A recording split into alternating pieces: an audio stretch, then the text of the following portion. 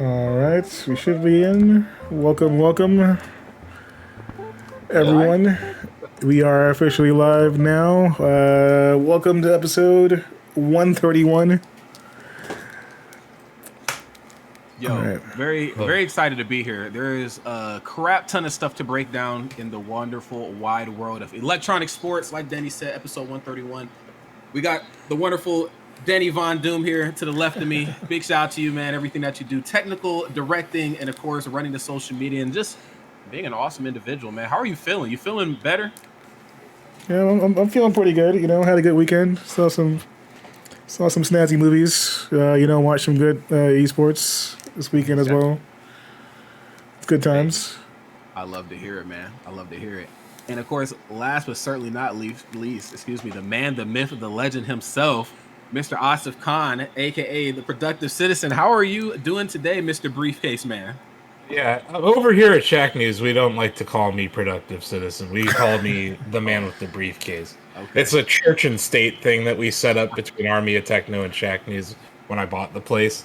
Fair enough. I'm really glad that I didn't use the username Productive Citizen when I signed up for Shacknews. But yeah, I'm the man with the briefcase. I own Shacknews. I also created the show with Blake 131 episodes ago, which is wild. Yeah. I took a little bit of a break from being on the show. I'm still on that break right now. But occasionally you guys talk about topics that I kind of want to jump in. Also, our usual host or co-host Brian Leffler is under the weather today, so I was like, yeah, I could probably stick around and help you guys out. So yeah, that's why I'm here.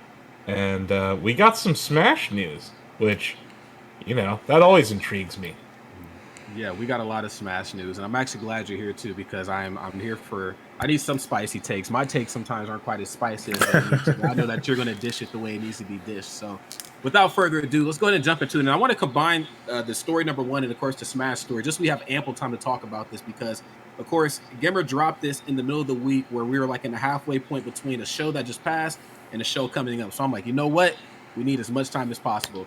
Gimmer, we are heading back to the lab again, friends, and I can't be the only one that had that song stuck on repeat in their brain for like the next 3 days afterwards. Gimmer was supposed to go live May 4th to May the 4th, right? May 4th to give us a new piece of tech that he's been working on. Now, if you know Gimmer personally, if you ever bumped into him, he is always going to want to talk about tech. He's always going to want to talk about production toys. So he's been doing content now on his own. And I think it's a great thing to see. Gimmer's a very funny gentleman, and you just don't really get to see it as often because he's always working behind the camera. But this video dropped, Sorta. It just stayed at the production screen. The going back to the lab again. I forget who sings the song, but whoever they are, their Spotify listener count just went way through the roof because of that. But no tech to be found. He kind of dropped the thing, then disappeared for a little bit. What are our thoughts on that? I don't know. I felt bad for him because he posted a letter kind of after the fact explaining how long he had been working on this. He also kind of referenced the response to the Phantom Footstool tech that he showed off. I think that was back in 2019. How that necessarily didn't change the meta. It was something that was useful for some characters, but it didn't drastically change the meta like a lot of people expected it to. So I think this is another thing about expectations versus reality, right? So before he showed off the tech, which is called Slingshot, he wasn't really sure. There must have been something that happened because he was staring at that go live screen, right? He was sitting there in front of his laptop, and he was like, something in him was like, I may want to go back to the lab again, and it was like, maybe it was the song, maybe it was just whatever. But yeah, like he really wanted to make sure that he was right and that this was actually sound. Right. So I didn't blame him for that. The reason that the May 4th day was there, I believe that was his late mother's birthday. So that date held a very special thing in he and his brother's hearts. And so I think that was part of why he wanted to do it on that day. But yeah, it blew up on Twitter. There's all sorts of memes about how long it takes Gimmer to get to the lab, where Gimmer was in relation to the lab. There was one thing about Smash is they're really good at making memes when they're bored. Yes. So it was about an hour and a half on May 4th where we were all sitting there. I remember I had to go on like a grocery store run or something. Or I was going to the pharmacy, and I messaged some people in our Slack. I was like, hey, I'm not going to be around for this, but if you can stick around and just watch the stream. And I think Donovan, Denny, like a bunch of people were doing it. I come back, and I went to like 3 different stores, and I was like all over Canton. I come back, and I'm like, wait a second, it's still on the intro screen. And then I don't know if you saw that HBox clip that he tweeted, where HBox was like, he's like, this is never going to end, and then it just ended like right when he said it. It's like, oh my god. And he like looked at his hands like, what have I done? Yeah. But yeah, like it's just noise, really. Like sure. I do think he had a lot of people watching that stream. For sure, yeah. And now that we know what the one more thing was, this is definitely a self-promotional thing, right? Like he is promoting the Gimvitational here. That's the first in-person Gimvitation. But like obviously before that, he showed off this new tech in a very extensive video. I think it's like an hour or 45 minutes long, where he goes through a bunch of different characters and highlighted what exactly this is. I remember in the like hype trailer for it, I think it was Hungrybox was like, this is like wave dashing in the air, I think is what he said almost. I saw Leo streaming it.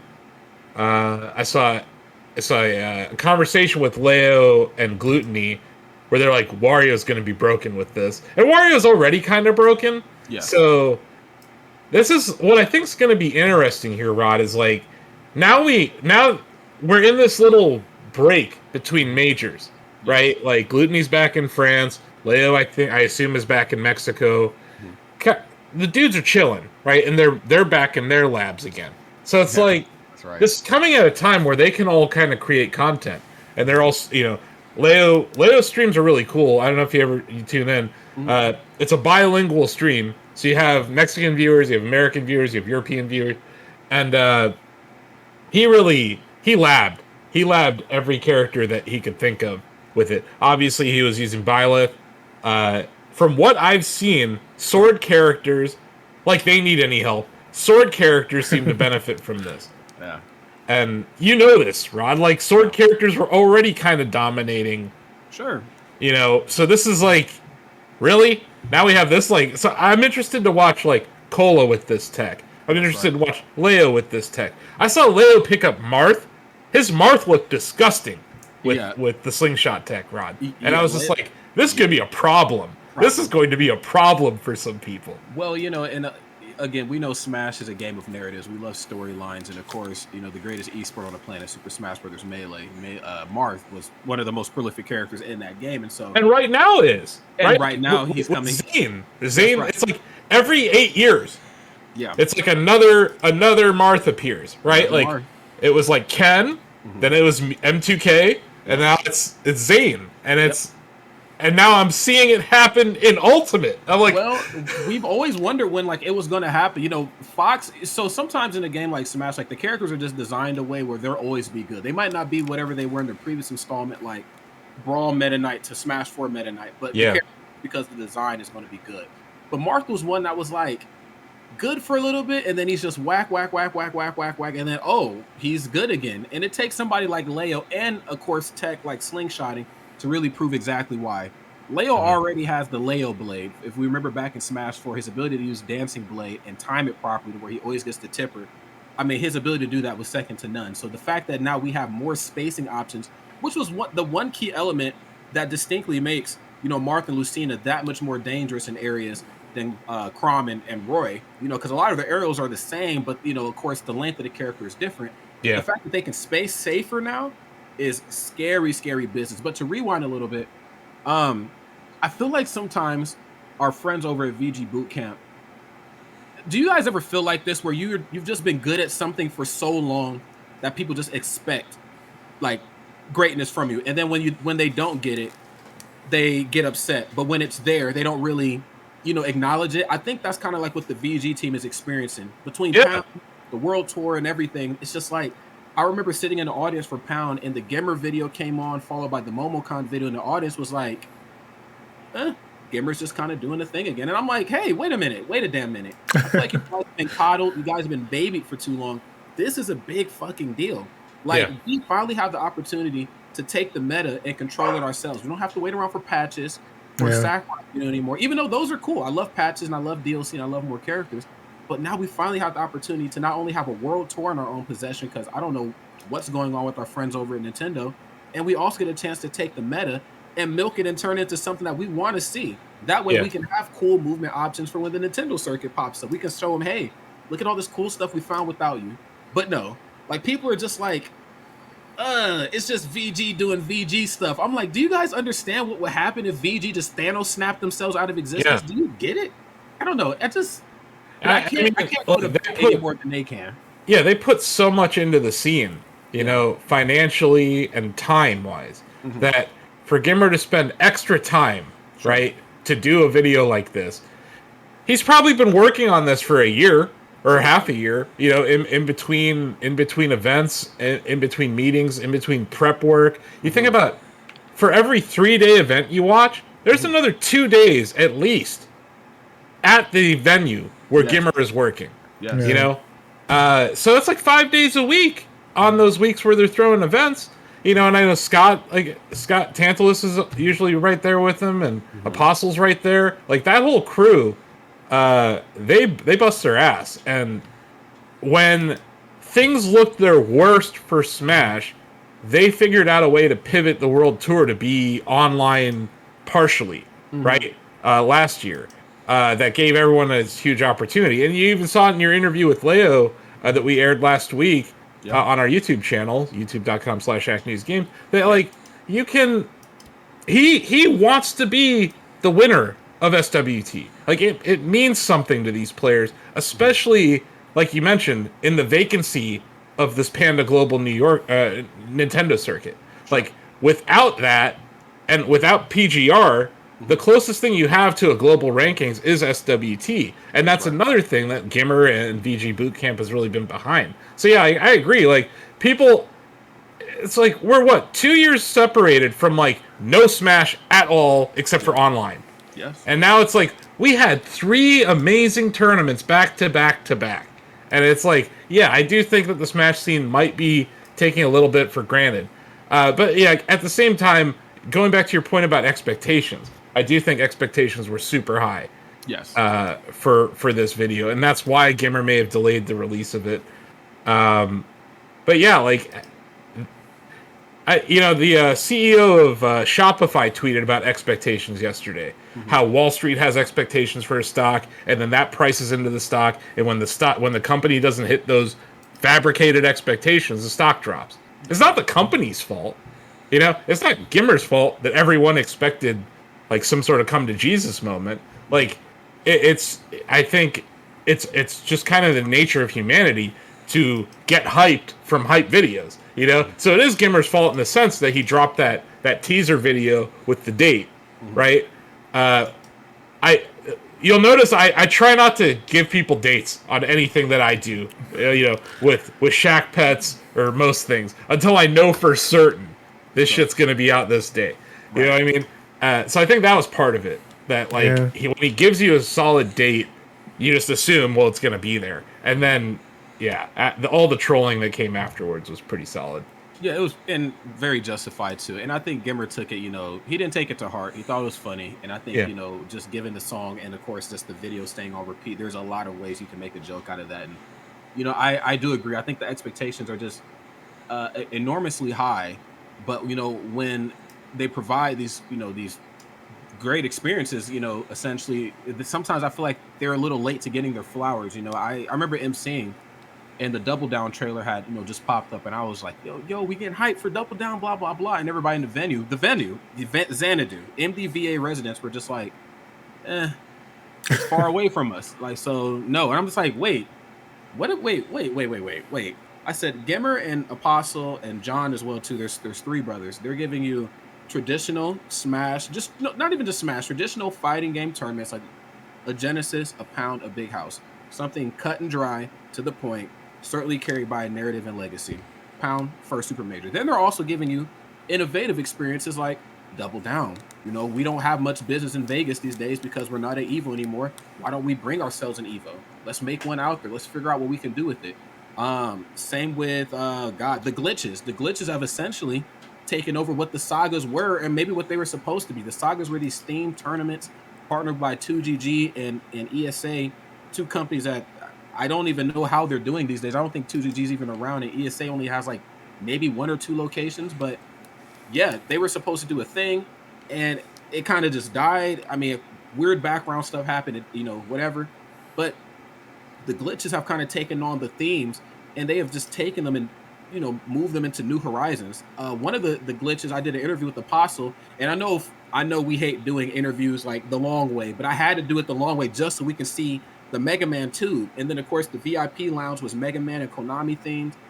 Or no, that was Glitch Infinite, but there was a Konami themed one as well too, with Snake and Castlevania. Yeah. And they had all this type of really festive stuff. I'm like, I feel like, and it's not even just TOs, it's not even just production. There's just this idea that we're just always supposed to have it. And sometimes we just take things for granted. Even with the World Tour, as much as people complain about it and it's not perfect, but it's ran by not a faceless mega corporation like some of the other tours out there. These are people who exist on Twitter, who exist at tournaments, where if you need a question asked, they might be a little late getting it to you. Gimmer has 1 billion followers, but he will get back to you. All right, these are human beings. And I think we just forget about that sometimes. And I really, really hate it. But I try not to go and bat for them online because it just causes shitstorm. And I can't bat for somebody who won't bat for themselves. And they're used to taking those punches. So I guess. I seen like the issue with the scheduling too. I didn't know if you caught wind of that at all. Are you talking about when the Gimvitational is? Yeah. It's like during mid-June. Is it conflicting with something? Yeah, so there's another, and I knew this was going to happen too. So this is like kind of the double-edged sword of being on a circuit. Also, Danny, I'm sure you guys have seen 1 billion circuits in your days between 1 billion titles. There's always going to be scheduling conflicts, no matter how far in advance you do it. And so what ended up happening was there's a tournament over in Utah called Crown 2. I didn't know that there was a Crown 1. It's kind of like the remix to Ignition. Like I didn't know that there was an original one, but everybody likes the remix. Wow, maybe that was a bad example, but you get where I'm going with it. Finesse remix. Well, let's do Finesse remix. We all know the Finesse remix. We don't really know the original one, but still a banger. Anyway, what ends up happening is that Gimmer's Invitational is now on the same day as Crown 2. And I was like, okay, this happened, you know, like that regional, super regional, trying to move into like the major frontier. And I was like, let me go ahead and look at attendance. They had some killers lined up for this event. Of course, Spencer, Best Nest, whatever he's going by these days. He has more names than you, Asif. He has like a lot of different names. But he was signed up for the tournament. It's in his backyard. The Buzz, King of New York, was supposed to be there as well.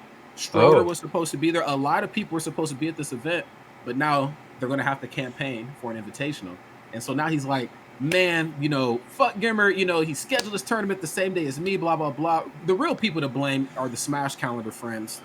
They got their fingers in a lot of things. This type of stuff happens. But yeah, they scheduled them the same day, and it just, a big shitstorm happened. I don't know if you guys caught wind of that. I honestly didn't, because I don't follow too many Smashers. Like, I have certain players I follow. I didn't see Leo talking about this, because he's been awfully silent about the Invitational, which I think is kind of weird. Yes. Also, like, I know that Gimmer has done online invitationals in the past. This is the first in-person one. When I hear invitationals in Smash, I think Summit, Rod. Yes. So, like, to me, this is more like VG Bootcamp is making a play at Summit, you know, and like saying we can do this too. Because it is a very smart model. It's community-driven financing of the player pool, which I think is brilliant for this scene, since Nintendo is the disappointed Asian uncle who will never give you $1 for being good at Smash. So, like, yeah, they need money for this kind of thing. Sure. Obviously, they have Xanadu as their venue, so, like, why not do another thing there? It also happens to fall during our, you know, maybe I'm breaking a little news here, our planned E6 event. So I saw that and I was like, oh, okay, you're going to throw an event during E6? I see how it is. But yeah, like, we haven't even announced it yet, so I can't really be mad about that. You know what I mean? And also, yeah, like, we cover esports on this show, and this show is Wide World of Electronic Sports because there are so many damn things happening every weekend in esports. Like, it's impossible not to step on someone's toes. But with a little conversation between people, maybe they could have done better in this case. Especially because an invitational, it doesn't have to happen. It doesn't have to happen on a weekend. Like, you know, especially in summer. Like, I don't know. You know, like, they could have done this in a way where maybe they didn't piss off those folks in Utah. Who's throwing the Utah event? Is that like a regional? Well, so it started out as a regional, but this is like their first year. I guess they have some good sponsor backing, and they're trying to promise their sponsors, of course, good stream numbers, so it makes sense.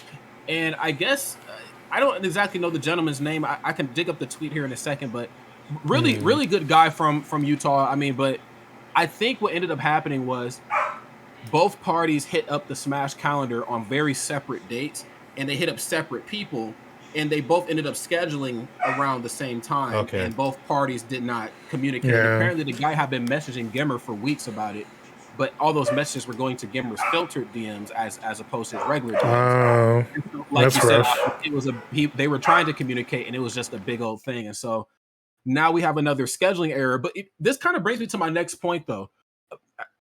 With how many innovative things VG is doing, you know, they have a pretty strong control over the community in a good way. I don't think I've ever seen VG abuse their power or make questionable plays. I mean, you know, very great people on that team. But with them being able to control what's a major and what's not a major, with them being able to control points, and essentially in a lot of ways, this circuit is so important that this also determines a lot of these players' livelihoods. If you don't do good at the Smash World Tour, your ass might be working back at Walgreens again or something. Not that there's anything wrong with that. Not that there's anything wrong with that, but your dream of being an esports, you know, competitor superstar might have to be put on ice if you don't do anything well here. Now, I'm a little concerned. If your tournament isn't on the World Tour, is Smash World Tour and Gimmer, are they liable to give a shit? No. I mean, are they not? Okay, I'm just making sure I wasn't the only one that felt that way. No, they're not. And, like, I don't know. I can speak from my experience when we were planning our 2020 invitational tour. Mm-hmm. Yep. And I'm old school. I use email. So I had Calvin's information from when we were working together at E3 2019. So I just hit him up. I said, hey, man, we're talking about doing this. I want to make sure I'm not conflicting with any of your dates. And we just kind of worked together on that. So it wasn't, I can speak from my own personal experience as an entity that had never thrown a Smash event. VGBC worked with us to make sure that we weren't going to have one of these scenarios. So I think it might have just been an honest mistake on Gimmer's part, and he's also very focused on this tech video, right? So it may have just slipped. That sucks though, because like I like seeing these regionals. Like you know, this is the second time Utah's had like a regional Smash event of this size. Like, so I hate seeing them lose from this. But also, like, it seems like the Invitational has some different rules. It's not like a traditional Smash event. Mm-hmm. Yeah, it's a little different than what we're probably used to. And I'm glad you actually brought up the point of like it kind of being, I mean, friendly competition, makes for good business and makes for good viewership. So it is, I would imagine, some sort of dig at BTS in a good way, because BTS is now doing majors. They're doing their main stages. So, and with this being the second in-person invitational that VG's done, the first one was the Smash 4 Boot Camp, it went pretty well. I mean, it wasn't Summit, but it still went pretty well for the most part. I think this one is supposed to be like their main stage for like what BTS has. And I think the Northwest too, they just need more help in the tournament department. I think Port Priority was another tournament that always kind of got overshadowed. They're on the world tour. They're getting their flowers. Battle of BC up in Vancouver, another tournament that was kind of overshadowed. I mean, they got their time in the sun, but now they're getting their flowers the right way. So I think Utah is trying to, get their claim, at that. But when you're not on the world tour, it's just it's hard for, I feel like, the community and the business aspect to give a damn like how they should. Who ran Genesis? It is two gentlemen. One gentleman named Bobak and another gentleman named Sheridan. But who was on production for that? Was that BTS? Yes, it was BTS, and it was the Waveform team white labeled through them. I think Genesis is not on the Smash World Tour, right? Unfortunately not. So this is what I'm getting at. Like, let's hear it. What I see happening here is there's BTS and there's VGBC. Yes. And it's like, if you're not partnering with either of them, you're going to get run over by one of them, is really what it seems like. It seems like this Utah event may fall into that category. But, like, at the same time where BTS and Genesis made a play into the major space, like, that's the Super Bowl of Smash, right? They were the ones running that stream, not VGBC. Very true. This is kind of like shooting back, I think. Like announcing an invitational that's in person, that is using crowdfunding, that's kind of stealing the same model, right? Where there's going to be certain players that try to raise money to be in, it's very similar to Summit. So, like, I think that's what's happening here, is there's almost a conflict between these two entities, where it may not be as friendly as it would be with an up-and-coming org and VGBC, or an up-and-coming org and Summit. Because, like, there are some very noticeable absences from the Smash World Tour, cavalcade of events. CEO is not part of it, and obviously Genesis was not part of it. I can't remember what the other ones were, but there's a couple more. There's a lot. But I think that we're kind of witnessing a conflict on that front between Summit and VGBC. And also, like, VGBC makes a lot of sense to take advantage of Xanadu as much as they can, because that relationship is very good for them. So yeah, like, I get why they're doing what they're doing.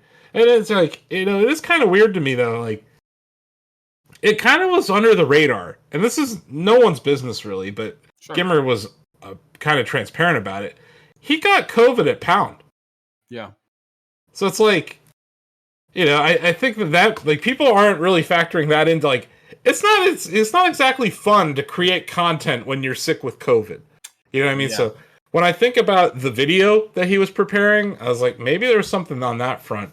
But also invitationals, you shrink the possible amount of exposure when there's only 16 people or 32 people at an event, versus a Smash Major where there's like over 1,000 people. Right. You know what I mean? So I think I'm wondering how much of the decision to get into invitationals was motivated by that. Because he did get sick at Pound, or from Pound. That's a good point. Yeah, there was a couple people actually on commentary who ended up catching COVID. That's why, like, not to tangent too much, but anytime I sit down, I take a Clorox disinfectant wipe the headset down, wipe the mouthpiece down.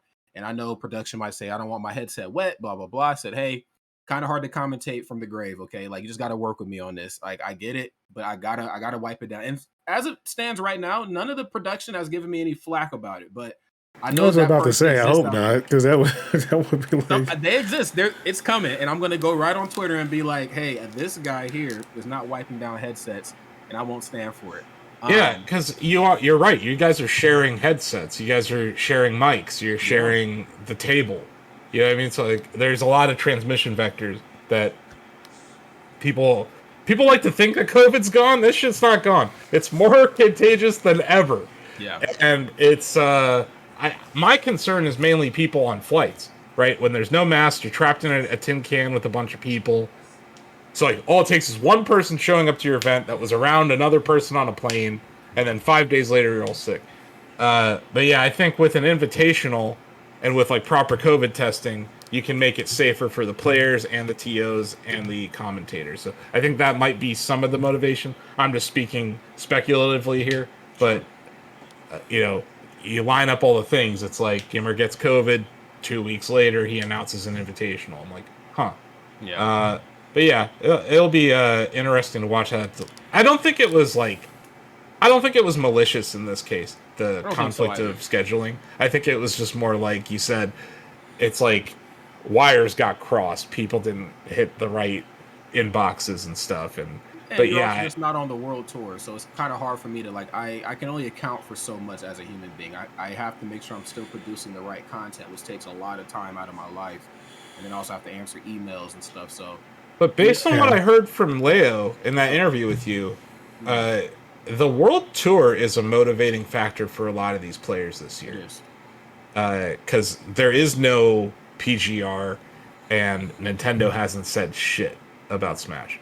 So, and they probably won't, because the game's already out. It's already sold a gajillion units. Like, they don't care. So yeah, we're all kind of waiting to see what Panda has to say. I'm kind of interested too, and I'm glad you brought up the idea of like nothing's malicious, but in business it is like hey, here's me, and then boom, and then like it just doesn't stop. And of course, for the community, we just keep getting more events and more things to do. But from both sides, they're equally stressing each other out. And I think, first and foremost, Summit was always Summit. They were doing these really cool invitationals. Yeah. PG was always streaming these big tournaments. And then Summit got the idea to stream tournaments because I think the legend goes they get paid differently from Twitch, so they can stream stuff for free. I'm saying that very sparingly. They can stream things differently than VG can. And so just by the sheer nature of that, a tournament organizer is going to be like, I kind of have to go with BTS if I don't have to pay them the same. And so also it's just momentum. Like the Summit has come back in 2021 and now 22 with really, really big numbers each time they do these things. Not just viewership numbers, money. Lots of money. Coinbase. Yes. Open the bag up for them. You know what I mean? So it's like Papa John's. Yes, sir. Papa John's opened the bag. You know what I mean? So like when you see that happening, they're gonna be like, well, how do we get more views? Right? And I think they're going after VGBC right now. In a big way. But and VGBC is not going to just roll over and die. They are the reason the Smash esports community even exists. So it's like, they're never going away. No. But there's definitely a conflict between those two companies. You see it with how Gimmer and the Smash World Tour people have, you look at that lineup that's eligible for Smash World Tour, you look at what's going on over on the BTS side of things. I really think that Panda and Nintendo could fix this. Well, so here's the funny part about that. Here's the funny part about that, boss man. So I was actually getting ready to say something along those lines. So they are having obviously a financial battle, but they're also battling each other in a game of innovative ideas. Oh, you're going to do invitational? I'm going to do a major. Oh, you're going to do a major? I'm going to do invitational. Oh, you're going to stream all the majors that we would like to be on the World Tour? Well, we have the World Tour. We're just going to take all the fucking tournaments that you would typically stream to stay consistent. So they're doing their thing. The community is benefiting because we're getting more tournaments. But I don't think, I'm not exactly sure 100% if the PG and Nintendo thing is going to be streamed by either company. No. No, I'm pretty sure they're using who they used for the Nintendo stuff in 2019, which is 10.0, which is just going to throw another, hey, more stream, kids, more issues, you know what I'm saying, in a good way, but also still in a bad way. So I'm like, well, because Nintendo only works with companies Nintendo has approved to work with. That's right. You know? So they're like, we have worked with these people. They did a Splatoon stream for us. They did a PAX stream for us. They did this stream. They are an approved Nintendo partner. Yes. It's got a stamp and a seal of approval and everything. So, like, I think you're right. That is, I look at this whole space and I'm just like, God, Nintendo could just throw it all upside down, but they won't, because Japan hates esports, and it's been that way forever. Like, I always think back to Evo Japan 2019. Do you remember that, Rod? Where the winner got a controller, right? You got a pro controller and a pat on the back from Sakurai. Oh my god! Wow. Yeah, it's like that, like Denny, that sticks in my mind like forever. Like, think about Evo. Like, think about what you get for winning Evo in SF5 or like Tekken or any game. Any game. Yeah, it's like over 10K at least. But in Japan, like, there's all these rules about monetary gains from video game competitions. Like, there's all these rules about it, and I feel like when the parent company is Japanese, you're less likely to see an American entity do something. Capcom obviously being an exception to that, but even their rules we've talked about in the past have been kind of anti-regionals lately when it comes to SF5. But yeah, Nintendo PGR just sitting there, man. Like, they could throw this whole thing upside down. Well, and I know that they're waiting. I think, you know, with Genesis moving, I mean, that's the big one that I think you'd want on your circuit. But also, too, most of the tournaments that you would probably want to be on your thing are already on the Smash World Tour. So I feel like, if nothing else, they're probably going to have to hit the drawing board again on, can we do 2 tournaments, same tournament, you know, 2 different circuits, or do we wait again? You know, I'm sure 2023 is going to be a better outlook. They've had pretty good relationships with some tournaments that aren't on the Smash World Tour. Genesis being one of them. Frostbite, which doesn't exist anymore, but is another one. Wait, Frostbite's gone? Yeah, they're not doing a Frostbite anymore. I actually spoke with Vasef at Genesis about it. He said he got really sick, and you know, he just couldn't do it. And then COVID, you know, scared the entire world. So he's just kind of like, sucks. Yeah, that was like a February event, right? Yeah, and it was our first Smash 4 standalone major. When they said that we couldn't be a major without Melee, without them on the bill, that was the first one to prove that we could do it. But it's also in Michigan, or it was in Michigan, right? Yeah. So it's like Big House got to live, so Frostbite had to die kind of thing. Well, I think for a couple years they exist simultaneously together. They were spread out. They were spread out, yeah. You know, one being in October, one being in February, and both having 2 very different feels. You know, when I walk into a Big House, I feel like Genesis, I feel like Pound, but when I walk into Frostbite, it feels new. It feels more up to date. It feels like I am writing the history as opposed to me walking into history. I was impressed with Frostbite because they had a lot of players from around the world show up for it. Mm-hmm. You know, a huge Japanese presence. I remember T had a really good run at one. Yep. Yeah, like that sucks. I had no idea that Frostbite was gone. Yeah. But yeah, like Nintendo needs to do something. I'm gonna just say that every time I'm on this show. I mean, I feel motivated. Trust me, not losing any sleep over it. I'm just saying Nintendo needs to do something. I know we got a special guest maybe next week that has similar feelings about such things. That's right, and I can't wait to announce him because he's been on record multiple times, you know, going in on Nintendo at multiple tournaments, very, very big stages too. Yeah, I feel like I've seen more about Splatoon 3 than anything Smash related from Nintendo. Lately. Can you imagine, like they announced this huge thing? It's like a $500,000 prize pool for a Splatoon 3 tournament, and it's online only. I mean, the Smash community's got a riot at that point. I mean, you gotta pull up. You just, like, I don't know. Like, I think, what is it? Like, Smash Ultimate sold how many units? Like 18 million or something? It's something ridiculous. Let me actually look really fast. Look, if they announce something like that, you gotta have a Smash side tourney at the Splatoon tourney. $1 billion off of Smash. Yeah. Just this generation, Rod. Just this generation, and they can't break off 1% or 1/10%. You know, it's the people from Japan. You know what? I was at Low Tide City and I kicked it with some of those good people from Nintendo of America, and they're like, "We love. I mean, that's why we're here because we love Yeah. this shit." But you know, the fathers and the mothers over in Japan, they're just like, "Hey, Splatoon. Hey, Mario Kart. That's what we're doing. All right, you need to throw red And shells online. Yeah, And like, hey, if you are going to do a Smash tournament, you better have items. that's right. That's right. I don't get it. It's I've coming never though. seen it. Like, it's the most reluctant esport, or it's like the most reluctant video game company to acknowledge an esport ever. Yeah. This whole relationship between Smash and Nintendo. And But like, Melee could be the biggest esport literally on it. It on could be Earth. It could be League of Legends type shit if they had the financial backing it deserved. If you actually implemented a Dota 2 style framework to how the prize pool is generated, but you gave it to Smash Melee, Cool. this thing would be huge. And it's like, I just one time I want to get into a boardroom with the people at Nintendo who actually make these decisions and show them the work that I've done. Be like, here it is, here's the math, here's how you make money. And like, do you want to make money, guys? Because it's sitting there and it's like free publicity, and I think that's how they view it. They view esports as publicity for them. They're like, oh, these people are streaming our game. That's good. You know, like, we're working on Zelda over here. I don't think there's like a mental change that has to occur at Nintendo, and it's just not there yet.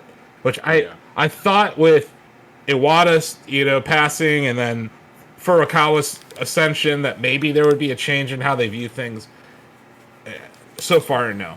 Yeah, they even have issue trying to get it on TV too. I know like E-League was a big one for a while. There was background chatter in like 2018 and 19 of E-League possibly picking up Smash, getting it on TBS, and being a part of, like, they were already doing the Street Fighter one, they were already doing the Injustice 2 one, which were phenomenal, and then they did a smaller Tekken styled one, but Smash of course got thrown into the discussion, but there's licensing issues. Even when they the E3 thing from 2019 when Ultimate was coming out, or 2018, one of the two, they had a very hard time getting that on TV. And I mean, that was just a straight stream rip from Twitch onto TV. They had a very hard time fighting with Nintendo about it. So I don't get it. It's nothing but free eyes and viewership. But I would imagine is it an image thing? I mean, I don't understand companies like Nintendo and Apple. Like, they could just do it this way, but they choose to do it separately because they just want to do their own thing. That's it. You nailed it. And it's true of Apple, and it's true of Nintendo. I'm glad you brought up those two companies. Apple could have just bought Netflix. Yeah. But instead they waited 10 fucking years, and they spun up Apple TV Plus. And then they patted themselves on the back for winning Emmys or whatever. It's like, you guys are 10 years late. So it's like, Nintendo's like, screw it, we don't need these people, we can do it ourselves. And then it's like, okay, do it yourself. They're like, oh, we don't want you. That's basically their attitude when it comes to esports, and it's annoying and it's frustrating, and it leads to these problems that we were talking about earlier. Like, if with the proper company backing you, I think this whole scene would benefit from it, and it's unfortunate that we're in the state that we're in still. It definitely stinks. But to move on, because I know we can destroy Nintendo all day. Yeah. There are formats out there and company backings that are doing it the right way, that are helping Smash move to the next level where it needs to. Maybe not at top professional, but on a collegiate level. So CC 2022 Atlanta just happened this past weekend, and wow, was that a treat to see. I think they did Smash Ultimate, Rocket League, Valorant, and God, what is the last game? It's escaping. Overwatch. Yeah. Prize pool was pretty good for a collegiate level. I'm not exactly sure how the preseason before we got to this point broke down, but they did some form of finals in Atlanta. And you talk about a Dota 2 style format.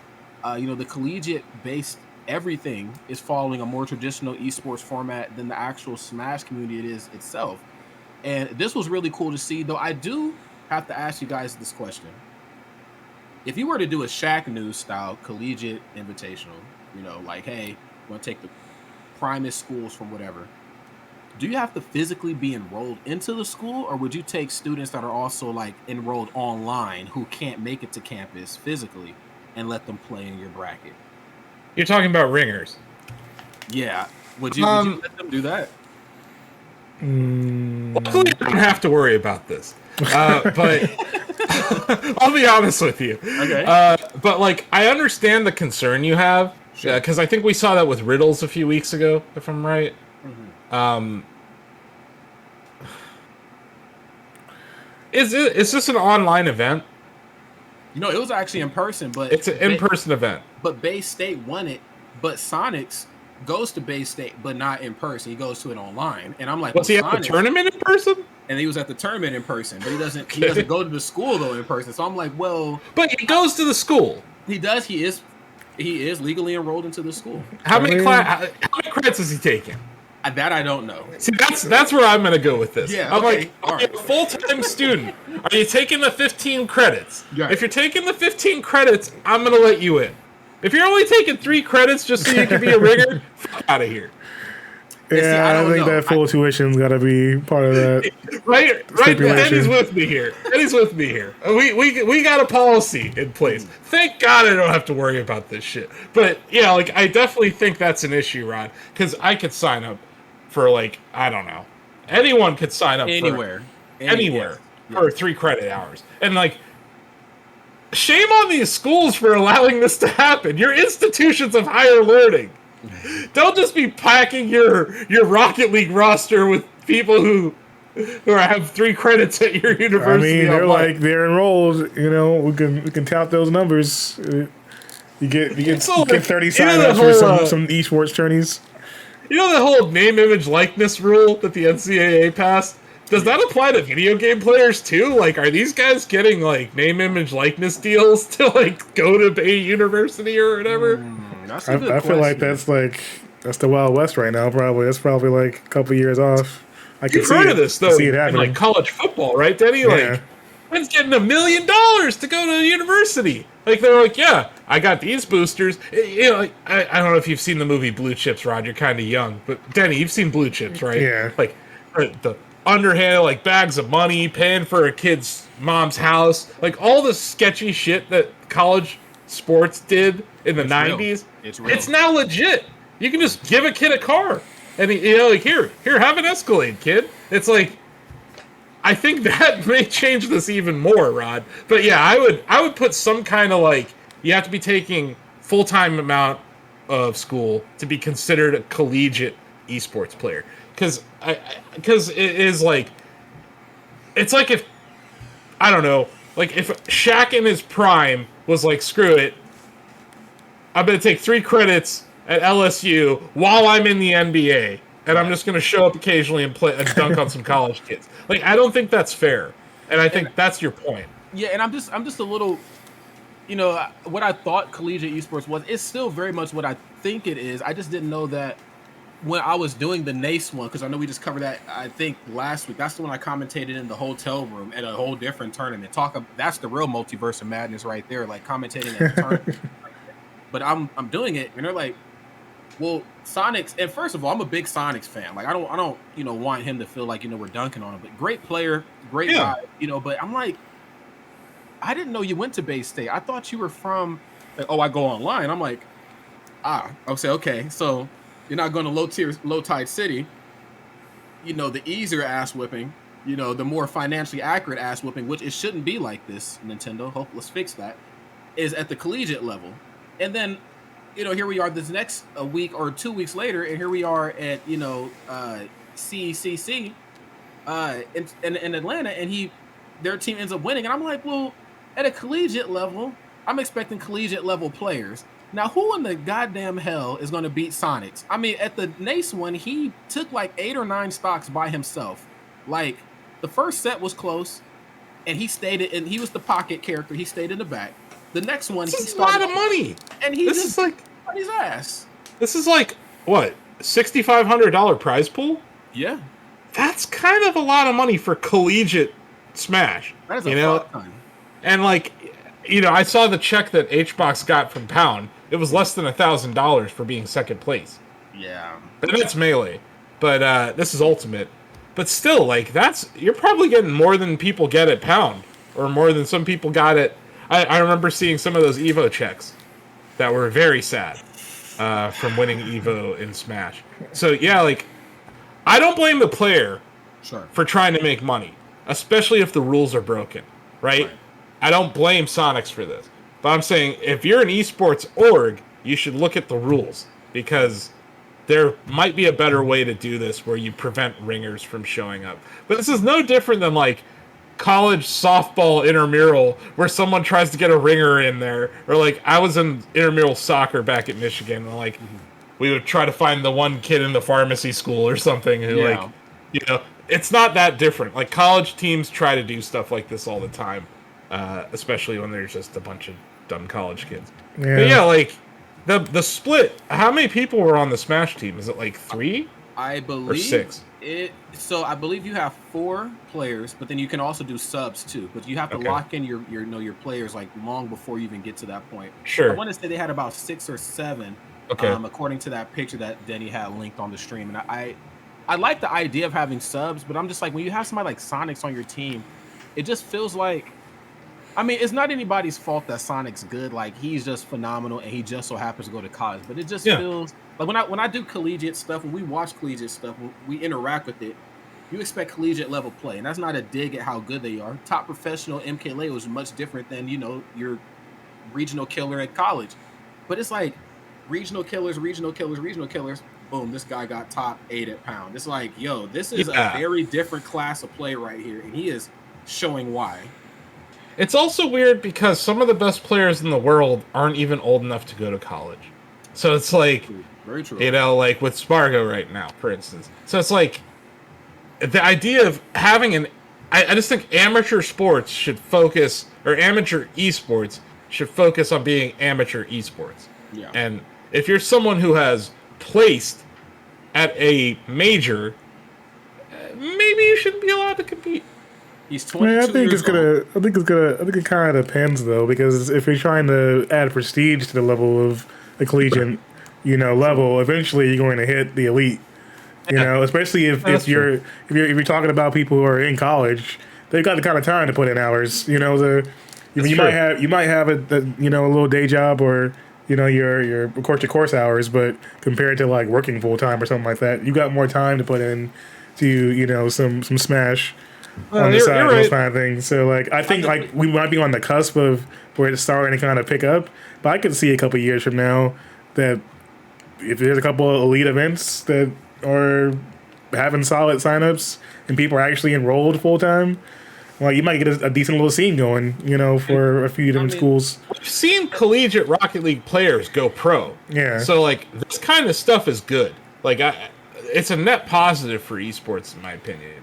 But like there are issues with the integrity of the competition that I think come There's got to be some regulation put in, and I think like having kind of like a pipeline that's leading you towards, because there's also like esports scholarships and stuff like that, depending on if if you're putting in enough work.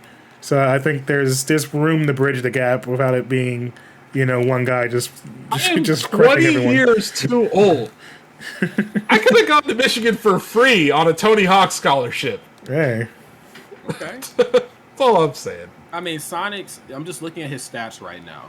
Not to harp too much on him, but first in the DR, okay, that's huge. Top 24 on the PGR. That's very big as well. But that's like PGR from 2019. Yeah, so I mean, he could actually be a lot probably higher. better. Yeah, he's a lot better. That's what I'm saying. Like he's probably like top 20 now. 5th at Pound. Yeah. 1st at Level Up Expo. You got 7th in doubles. And Pound was a murderer's row. That wasn't like World Tour. 9th at CEO. I mean, this guy is like not. This is different. 3rd at Edge Guard. That was in Vegas a few months back. Like, this is yeah. If I was playing in college Smash and I came up against Sonics, I'd just throw my controller on the ground and be like, "You win, dude. I'm not even gonna play." No, don't quit. Don't quit. We don't need you to quit. We don't need you to quit, and we definitely don't need. I retired from Smash years ago. I'm terrible at it. I'm also a Kirby main, so there's no point. Well, I'm with you. I play Link, so that should let you know how my bracket runs are going. They're not going well. Yeah. But I make for good doubles though. Like in friendlies, I'm a good punching bag. But in bracket, I'm like, hey, my matches can't be on stream. I mean, you see me play Rocket League. Like it's just not. Don't put me on stream, man. It's bad. Yeah. But no, like net positive is what I would say. Like this stuff is good. Like I'm not gonna. Like, I understand that there's some issues with it, but yeah, I'm glad that they keep doing stuff like this. I mean, imagine if they actually had like Nintendo support with any kind of like situation like that. It would blow up on a collegiate scene. Well, they did go on a college tour when Ultimate was coming out. Yeah. They were doing like a stream tournament thing, but then like they were also doing like this Nintendo truck thing where they would post that truck and just let people play. And I'm like, you know what? This ain't really what we kind of need, but you know what? This is a good step in the right direction. And then that kind of didn't really go anywhere. It just made for good pictures and video. Yeah. I think it was more of a Switch marketing thing than it was a Smash marketing thing. Yeah, because they were just trying to get people to try the Switch. Mm-hmm. Yeah, because you got all the dorm room lounges and that kind of stuff, and like group play, and some would have like a Switch in like the lobby or whatever for major spots. So I mean, I get that too, but like I could see like a Microsoft taking off of their esports scene and then just supporting it in that way, and especially because Microsoft already has relationships with every university's computer lab, right? They have like all of these things that they could easily just pull a lever and send money because Microsoft has more money than if you can just buy Activision for $69 billion. Yeah, you could spin up an esports league anywhere, anytime. Hey, I mean, look, whenever the next round of Call of Duty and if Halo ever gets their act together, like the combination of those two things alone, or you look at Overwatch League, you look at COD Pro League, like Microsoft isn't just buying a video game developer; they're buying some of the largest esports on Earth. Yeah, maybe someone will teach them how to make Halo not trash. Maybe so. Well, speaking of Halo, we got to talk about that. Not that segue, Rod. Yeah, thank you. You threw it up. That was the alley-oop, and I was like, I got it. Yeah, so speaking of Halo, and speaking of talking some trash, this is why I'm glad you're here today, Asif. Halo Pro Spartan, fined for speaking out against Halo's mechanics. EU United's Halo player Spartan spoke out against Halo's mechanics on Twitter and was fined. What are our thoughts about this? Because we've been doing it for free, like up underneath the radar. But could you imagine, and I know this is technically a thing, if you're on my world tour, you're not supposed to shit talk it, but sometimes it just has to be said. What is going on with this game that I'm being paid to play for a living? I'm not having fun. Yeah. I just want to read his quote because I feel your pain, Tyler. Tyler Gonza over at E United says, "My gun keeps fucking jamming. The movement is wonky. I can't turn the speed lines off. Who the fuck approved this update, LMAO?" And then he replied to himself saying, "Not playing this garbage until there's some sort of fix. This is borderline unplayable. Fucking pathetic." I couldn't have said it any better myself, Tyler. Like, holy shit. This man is paid by Microsoft, though. I don't get any checks from Microsoft. They fucking take my money for Game Pass every month. But holy shit, this dude's a pro. This guy is paid to play Halo. That's right. And man, the speed lines thing, it speaks to me. Mm-hmm. Every fucking time they do an update, they break all of your settings. And then sometimes the settings won't even take. Like, you change them, and if you've ever used Halo Infinite, the menu is so fucking convoluted, but you go through there, you spend the 10 minutes you need to get your shit back to where it was, and then it doesn't even save it. So it's like, that's horrible. The gun jamming? What even is that? How does a gun jam in Halo? Yeah, that's ridiculous. Why is that? And it's just, it's weird because they do an update. Companies have to, companies are always like, we want to make sure that the community feels like they can interact with us, that we are at the ground level with them. Okay, we're not their bosses, we're leaders. We all work together. We're in the trenches with them. I'm like, okay, cool. Well, you know what though? Sometimes there are conflicts of opinions on teams if you're going to be the leader, and he had something to say about your shit, and you find him. Same thing happened to Sajam in Street Fighter. He spoke out against Street Fighter. He's like, yo, this shit is some dog shit. I'm not having fun with it. Commentary is not going well. Now he doesn't commentate Street Fighter. And Sajam arguably is probably like top 3 fighting game commentators in the entire world. Same thing happened with Ultra David. Talk shit on Street Fighter on Yahoo Esports. And Bizarre Mike was like, I I don't know if you should be doing this. And he did it anyway, and we didn't see a lot of them for a long time. We're seeing it now, though. It's different when the players are saying it. When personalities say it, it's whatever. You're just trying to get stream clicks and views. When production says this, we'll find somebody else to run this. Who are you going to find, at this level of play on E United to replace Spartan? Come on now. He's saying the truth. Can we talk about this god tier follow-up tweet? Yes. I think I might have my favorite Halo player on Earth, by the way. I am now a Spartan fan. He said, being fine, Keck. I'd like to take this moment to apologize. To absolutely nobody. I stand by everything I said. Oh my god. Come on, man. You're my guy. This is the esports hero of the week right here. That's right. Holy shit. He does not care. He's like, this is ridiculous. Like, I'm sure he signed a contract that specifically said, I'm sure. You cannot talk shit about this game. Because I've talked, I like Quake, right? Shacknews was founded on Quake, but I still love Quake. It's one of my favorite esports. Sure. Quake Champions is an esport. It's not great. They have to pay their players, right? Because there's just not enough prize money. It's not great, and it's a very small, tight-knit scene. But there's some of the best players in the world. There's some of the best FPS players in the world. They're definitely people who can play other games, right? But they signed a contract. They can't say shit about the game. Right. I used to go to QuakeCon, and, after the tournament's over, we'd be at the bar or whatever, and boy, did I hear some things. And, they're just like, yeah, this is all off the record, but here's everything wrong with this game. And it's like, there is a way to be tactful about this that maybe he wouldn't have been fined, but I appreciate how brash he was.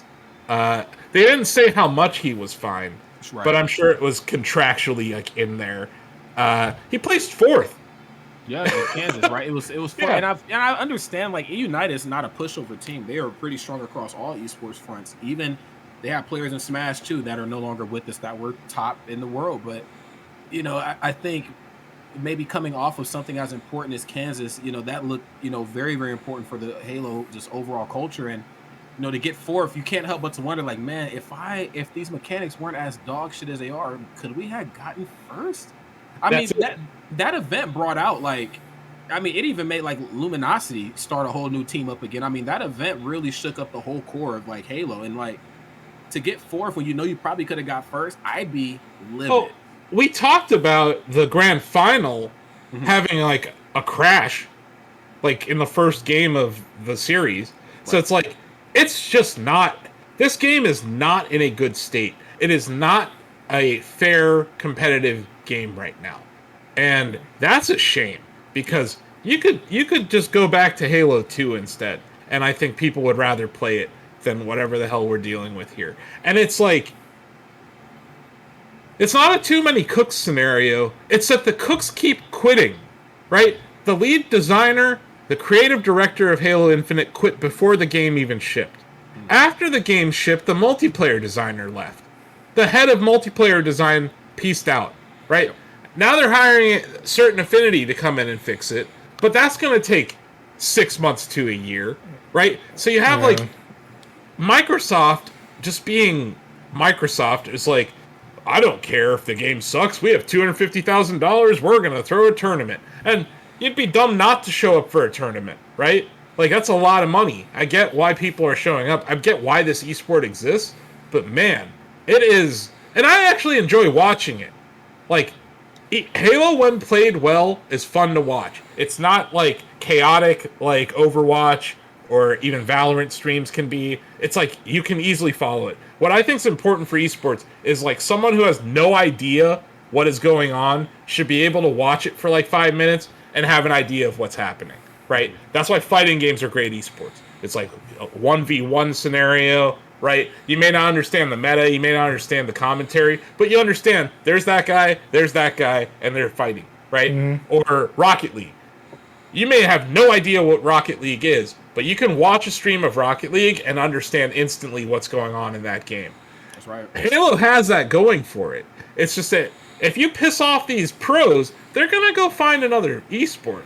There are better run tournaments in first-person shooters. right? Yeah, for sure. All the problems that Quake Champions has, it's a much better experience playing that game than Halo Infinite is right now. Like, I haven't played Halo Infinite in a few weeks, and they just pushed that update, and I saw what's bothering me is this isn't just a competitive issue. Sure. It's the entire game outside of the single player is really good, guys. Right. It's really fun, great story. If you like Halo, play the single player. It costs money. That's the bad part. The multiplayer is free to play. It's on Steam. All that shit. They broke the challenge aspect of it. Challenges weren't being recorded properly. Progress in various different things that you're trying to do in multiplayer weren't working. The entire season thing didn't update. The battle pass didn't update properly, and they're like, I feel so bad for the @Halo support, because I know it's just some regular person that's just trying to do their job, and they're just being handed a shit sandwich every day, and they're like, hey, go make this shit sandwich taste good. And it's like, I can't. It's a shit sandwich. That's right. So, like, Halo support, nothing but love for whoever's running that account. But they were very busy last week. Yeah. And then the other thing that happened at the same damn time, Fortnite released on Xbox Cloud Gaming last week and basically broke a bunch of different Microsoft services because everyone on Earth was trying to play Fortnite on their iPhone again, right? Yep. So the login services were busted. So, like, the online experience for Halo for the past week has been terrible. I don't know if it was just bad timing on their part or if 343 just is hell-bent on releasing things. It's like, it doesn't matter if it's not perfect. They just get it out the door so at least we have something to say about our game. I mean, but they hell-bent on releasing that co-op. Because that shit isn't coming in. It's like September for lucky. Yeah. And, like, how the hell are you going to ship a Halo without co-op, Denny? Like, that's like the whole game. Like, that's what people play. We would still be playing that game if it was co-op. My group of friends would be playing that game. I would make them. But, like, in the state it's in right now, I'm putting money on that Resident Evil DLC dropping before Halo co-op does at this point. Yeah, I wouldn't be surprised. But it's like, it's bad because it's happening on two fronts, right? Yeah. Like, the consumer player side is busted, and why the fuck are you pushing a patch, like, the week before, like, or, like, during an esports season? Like, Overwatch had problems like this too, right? But it was, they were smart about things. They'd be like, okay, we're not going to update the consoles, so you're still on this version. I think Smash used to do that at times, right, Rod? Where it's like, okay, there's a balance patch that's out. This tournament is going to be on the previous patch, since that's what everyone was playing on. Combo Breaker is the most notorious for that. They have is it 15-day rule, Denny? I think it's something. I want to say it's like 14 or something like that. Yeah. So, like, having rules like that would prevent esports players from popping off like this. But yeah, I'm gonna give Spartan a follow. That guy's fucking hilarious, and I appreciate the just the honesty, and it's probably coming from a place of frustration. Just like, it's just funny because I feel the same thing. Like, I'm better at Halo than my score is showing me right now. Like, when the tick rate is so bad that the hit detection is like, the hit detection in Halo Infinite is worse than Halo 2 because the amount of different hardware platforms Halo Infinite has to exist. It's that decision to put Infinite on the Xbox One that has hampered it, because it's like, you have to have it run on this shit-ass console from eight years ago. Oh, but it also runs on Series X and PC. It's like, no. Just make a good version of this game that actually runs consistently at 60 FPS and has 60 FPS hit detection. Which isn't impossible. Like, plenty of games have that. It's just they didn't. And it's like, I just wonder who the hell is, like, do they talk to each other? Is there, like, the Halo Championship Series? Do they get to talk to the devs ever? Because it really feels like the devs just do something and then they're left having to deal with it. And it kind of makes me question, like, where, like, usually in a community you can kind of tell where the people who make the game are trying to gear their focus towards like, oh, this is just casual play, but we're making it competitive, or oh, this is very competitive, and they're not giving a shit about casual play. But like here, it's really hard for me to tell like, is one side having more fun than the other? Because like there's even people who like don't care about the game on even a remotely competitive level, and they just want to, kick it with their boys and shoot the shit and play the game, and they're like, we are not having fun. Like, yeah, casual. That's the problem, Rod. It's like there's not any way to look at it where it's actually being received well. Right. The casual fans, they've moved on. The hardcore fans that like I don't know, you can call Sam one or me even. We've moved on. Cause I'm just like, I don't know if you guys watch a Video Game Donkey's channel. He did not rank Halo Infinite in his top 10 last year. He said, I will rank this game when it's done. So that was like his jab at them. That was last year. I like that. But it's true. This game isn't done. And like, yeah, that's true. Oh. Got him killed. No. Oh no. Oh, I think he just had a little power flicker a second ago. Hold on. Let me see if it's. I think you're still live. Yeah, let me look real quick. I think. Oh, we're live, but we're black screen. Yeah, Discord is coming back. I'm trying to toss it back up. Yeah, don't worry about it. Yeah, like I think it's like really bad, Rod, because there's the casual fans have moved on from Halo. That's right. The diehard fans are really annoyed and moving on from Halo. And the best players in the world are willing to publicly tweet about it and get fined. That's serious. And the game's also not producing new players. Like, it's one thing if, like, the new players already aren't sticking around. Okay, just put out something else and churn out more new players, like what we see with Nintendo. But your competitive players who are basically helping you showcase why the game should be the way it is at its top level, whatever, they're not having a great time. And so I'm like, well, all three of those avenues aren't really being touched on. And, the TV show's not also doing so well. I'm like, what's going on here? Who is this game and who is this content for? Because if for damn sure ain't for having fun. Yeah. So you're talking about launch on Steam. Granted, it's also on Game Pass. Right. But on Steam, you had peak players of 256,000. In the last 30 days, peak has been 21,000. That's down 90% on Steam. Oh my God.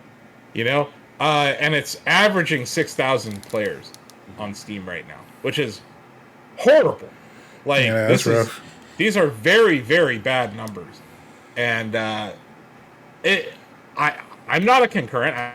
I don't think I guess I technically have played in the last month, but yeah, I play it way less than I did. And it's like, if they could fix just a couple of things, it's my everyday game. Because when it works, I have fun and it's good. But it's like, when it doesn't work, I basically sound like Spartan.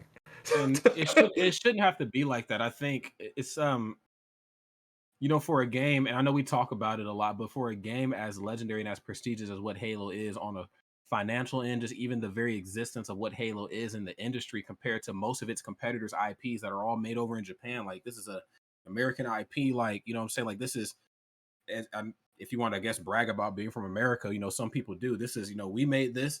Like, he's one of the latest and one of the last like video game icons of the last so many years at that level. There's a lot of icons that get made, they don't stick around, but Master Chief withstood the test of time through, at least at this point, maybe 2.5 generations of gamers right now. And to see the game in the state that it's in right now, even after coming off of what could be looked at as a Halo dub, like, damn, Kansas City went crazy, $250,000 in pop bonus and, prize pool rather. I keep saying pop bonus because I'm from Smash. Prize pooling and everything. And I'm like, and then, your top player on a top esports team, this is a team you cannot ignore. E United cannot go quietly in the night. They are prominent. One of the best players in the world. Your shit sucks. All right. I'm not having a good time. I'm like, you got to just look at the game now and say, okay, now we got to start listening. We can't ignore the players. You start ignoring the players at this level. Like, it was one thing where you're ignoring Rod. the casual guy who plays with his uncles. All right, I don't matter in the grand scheme of things. You start ignoring people like Spartan, now it's a problem. It was a problem when they were ignoring me. I mean, yeah, you know what I'm saying, though. But when they won me over last year, Rod. Like, I finally was like, hey, they made a Halo that doesn't suck. Right. I was like, I'm actually into this. Like, Denny can remember our Game of the Year discussions last year. Like, I had really turned the corner on Halo. Right. And it's just gotten worse. It's like, it's one thing if things were just the same the whole time. Things have been getting progressively worse with each update. And they do, like, insulting things, like bring the same special event back 3 times in one season. It's like, it's a game that's devoid of content, Rod. Like, there's barely any maps. There's very few modes that are of any consequence. Mm. The battle pass is the worst I think I've ever encountered. Mm. Like, I don't care at all about any of the things. And I am one that, like, if I play a game and it's free, I have no problem buying your battle pass to support you. I do it with Rocket League, even though they're owned by Epic now. They don't need my money. But, like, I still do it in Rocket League. I've done it in other games. I have no problem doing it. But I was, like, not in the condition this game was in. You can remember back when Big Team Battle, you couldn't even get it to load, right? It was all about getting 8 or 12 people in a party together and playing Big Team Battle. Couldn't even do that for like 3 months, right? They finally fixed that. They break something else. They break something else. They break something else. It's just, at some point, Microsoft needs to take this away from 343 entirely and just say, you guys are done. And like, what if they gave this to id Software and said, make a Halo on id Tech? That game would be pretty clean. I think so. Like, you look at all the different properties Microsoft owns now. Yeah. Maybe it's time to give Halo to a different studio. I mean, plus they're competing against, like, you have Master Chief Collection and all the other games to compete against outside of the other competitive scenes in other games. So it's like, people would just go, hey, I can go back and play Halo 2 right now. Why am I wasting my time on this game? That's the problem, man, is that, like, I actually enjoy playing Master Chief Collection more than Infinite right now. I don't think that Microsoft, because esports is largely a marketing thing for them, they're not going to back a Master Chief Collection in any kind of esports setting. So there's like, the business decision has been, we're pushing Infinite, right? That came from some suit way above whatever dev is dealing with this shit. And it feels like a lot of the people who are responsible for fixing this have bailed. So it's like, I don't know. I don't know where this is going to go from here. But it's like, you look at how much money they're throwing at this. Yeah. And it's like, it goes back to what we were talking about with Nintendo. It's like, Nintendo, you have an esport. People like it. Like, do something. And meanwhile, it's like, Microsoft, you're throwing all this money at the prize pool when all you got to do is fix your fucking game. And it's like, do that. Like, why overthink it? Like, where's the analysis paralysis coming from? You know what the people want. You know what you've built. And even if you didn't build it, like, at least in Nintendo's case, oh, well, we didn't actually have to shape this. They kind of just did this on their own. Well, you know what? Here's a bunch of money. It's like, you know who's going to come in here and just smack the shit out of Microsoft? Who? It's a game that's people have been sleeping on for a little bit. Splitgate. Splitgate is going to announce some sort, like, when they hit 1.0, right? Because they got like $100 million last year to finish their game. Right. They're going to come out with something that is it's just enough better than Halo. And you're going to see players jump ship for it. Because it's very similar. It has regenerative health. They literally steal Halo levels and remap them, basically. They reskinned a bunch of Halo levels. The gunplay is very similar. It's a little faster paced, and it has portals, right? That's like the gimmick. Instead of a grappling hook, we have portals. Right. Yeah, I think Splitgate may make some noise here. Kind of like what we saw when Valorant dropped their esport initiative, and you saw people leave Overwatch and CSGO for it. I think that Splitgate could end up taking share from the HCS if they have, like, I know they have an esports thing already, but it's like early access esports, which I don't really think is a fair comparison. Although To be fair, Halo Infinite feels early access as fuck. Right? I was going to say, yeah. The other one feels very bare bones too. But people paid money for Infinite. True. Splitgate is free. It's free. There's going to be a lot of. I'm just going to throw that out there. That Splitgate's out there, folks, and I kind of just going back to my Discord and my group of friends. I was kind of like, "Hey guys, remember Splitgate? Maybe we could play that again." And they're like, maybe we're living in a new era of gaming where like these free games are going to start taking over. Like, I'm a firm believer that as cheap as Nickelodeon All Stars Brawl is, and I think Multiverses is supposed to be free as well. If I watch their video correctly, they're going to give Smash a good run for their money, especially WB. So, I mean, we're starting to see that trend kind of pick up in the community, and I'm kind of here for it, man. I think, I love it. I was raised on Nintendo. Platform fighters, though, man. How many platform fighters have been Smash killers, and then they don't kill Smash because but you gotta have the whole presentation though. Like WB, if you want to get beyond, if you want to get beyond just a flash in the pan, you gotta have it all in place. Yeah, I agree. Now, Nick was obviously missing. They had the competitive viability, and they had the characters that would bring in the casual players, but the skill gap between. I mean, when you are even that much better than your opponent in Nick, it shows. Where in Smash, there's a lot of weird things that can play into effect. Like, my point isn't necessarily about Nick though. It's more about Rivals of Aether and Brawlhalla.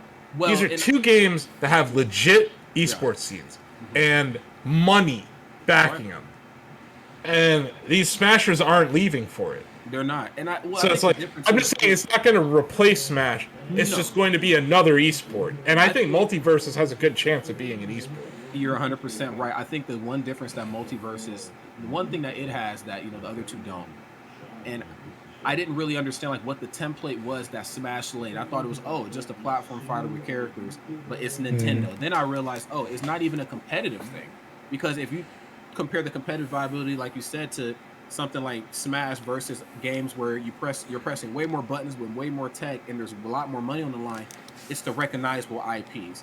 That is the template. That is the statistical difference of a platform fighter versus a traditional fighter. That these are characters that we've grown to love. I could pick up a brand new traditional fighter, not know any of the characters, and play it to death. But when I have the idea in my head that I'm supposed to be boarding platforms and the simplicity that these characters come from, in their origins, I'm like, I want recognizable characters. And I think WB might actually have a good chance to give Smash a run for the money. WB has gone on record to put a lot of money into Mortal Kombat and in Injustice. On top of that, too, the characters, just from what I'm looking at in the presentation, the videos, very well polished. Have you seen Space Jam 2? Voice acting, yes, I have. I've seen it. Just the once. It got one watch out of me. No, same. But the reason I bring it up, it felt like a commercial for all the IP that Warner Brothers owns. That's true.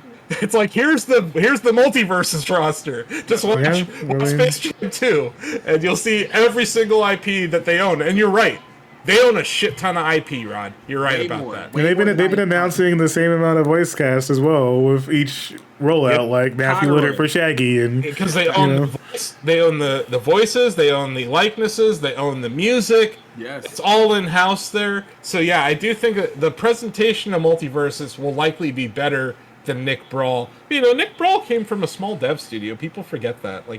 It was a huge win for them, but it wasn't like they didn't have the biggest budget on Earth. No, and I think Warner, especially because things are really weird at Warner right now. Full disclosure, I own stock in Warner Brothers, but it used to be owned by AT&T last year, and they were trying to milk every last penny they could out. And that's why we got Matrix 4 and Space Jam 2. Warner Media compared to Warner Bros. Those two sides of the entity is just it's a whole lot going on over there right now. But at the same time, I will say that out of all of these platform fighters right now, like Multiverses has the opportunity to be on TV pretty regularly. I mean, between Cartoon Network and these other channels that they own in HBO Max, could just roll out a special. Because there's still rumors about them tying up some kind of AEW deal on the wrestling end. If you get competitive scenes going. Like if any of that gets up and going, you're going to see a huge fluctuation, especially if it's free. I don't have to ask mom and dad for the credit card to go get the game.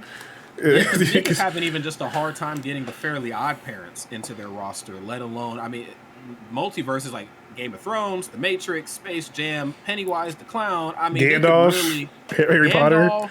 Harry Potter. Like, this could get really crazy here. So, very excited to see what comes of it. Now, I know we got about an hour or so left, but we're gonna run over because that's just what we do here at WWE. So I want to talk about another game with an outspoken esport org, Moist Esports, Moist Critical. Now, Asif, you brought the story to us in Slack, and then I completely spaced on adding it. So, you want to take it real quick? Yeah, sure.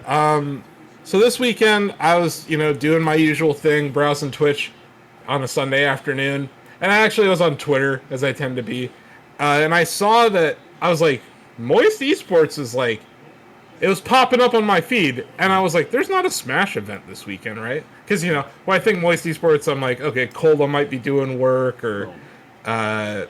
God, I can't. Light. Yep. There's like another guy. Meister is kind of sort of with them at the moment, sort of. Kinda?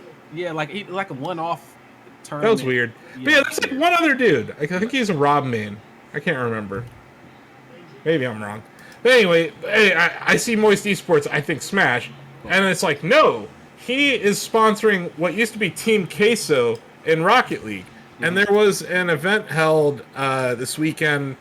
It was like it's called the Dacia Spring Cup. And it was BDS versus Moist Esports in the finals. Moist made it to the grand finals through the loser bracket. Really impressive run. Queso has made some noise in the past, but they did get swept by BDS 4-0. And it was like heartbreaking losses. Like, 2 of the games went to overtime. Like, it was just brutal. But yeah, I thought we should mention it at the very least, because it was the highest since this deal went through, where Moist is now in Rocket League. It was the highest placement they've had as a team. Well, I like that a lot too. I think of all the people who have tried to like sponsor people as personalities, like, I got a team, y'all, and like, a lot of guys and gals are doing it just because they are trying to dip into a different market. Most content creators are more casual gamers, or maybe they used to play competitively, but now they're doing Maple Story or some shit, something not competitive at all. But now they're like, I want to do something really competitive. But he's actually doing it right, and I like that a lot. And sorry, the full roster for Smash is actually Cola, Aaron, Moki, Goblin, Light, and Meister. That's what it was. So we were in the right neighborhood, so just wrong house. But it was Aaron. It was Aaron. Yep. And so I really like this a lot. I hope this encourages more people to maybe get into the sponsorship thing. It doesn't have to be super serious, but I mean, if you know that you can get in and maybe help elevate some really talented individuals, why the fuck not? Like, I'd play like Dr. Lupo Esports. Could you imagine what that jersey would look like? Like the cool red with the purple, and he's a Nebraska native. Like, literally, probably lives somewhere around me. I'd play for Team Lupo. What the hell? Why not? Well, I'll tell you why not. It's hard to make money as an esports org, Rod. Okay. Fair enough. I mean, I forget about that money stuff sometimes. You're right. I'm just saying, like, when you sponsor someone, that money's coming from somewhere. Obviously, Moist has a very huge YouTube channel, massive Twitch following, huge social media following.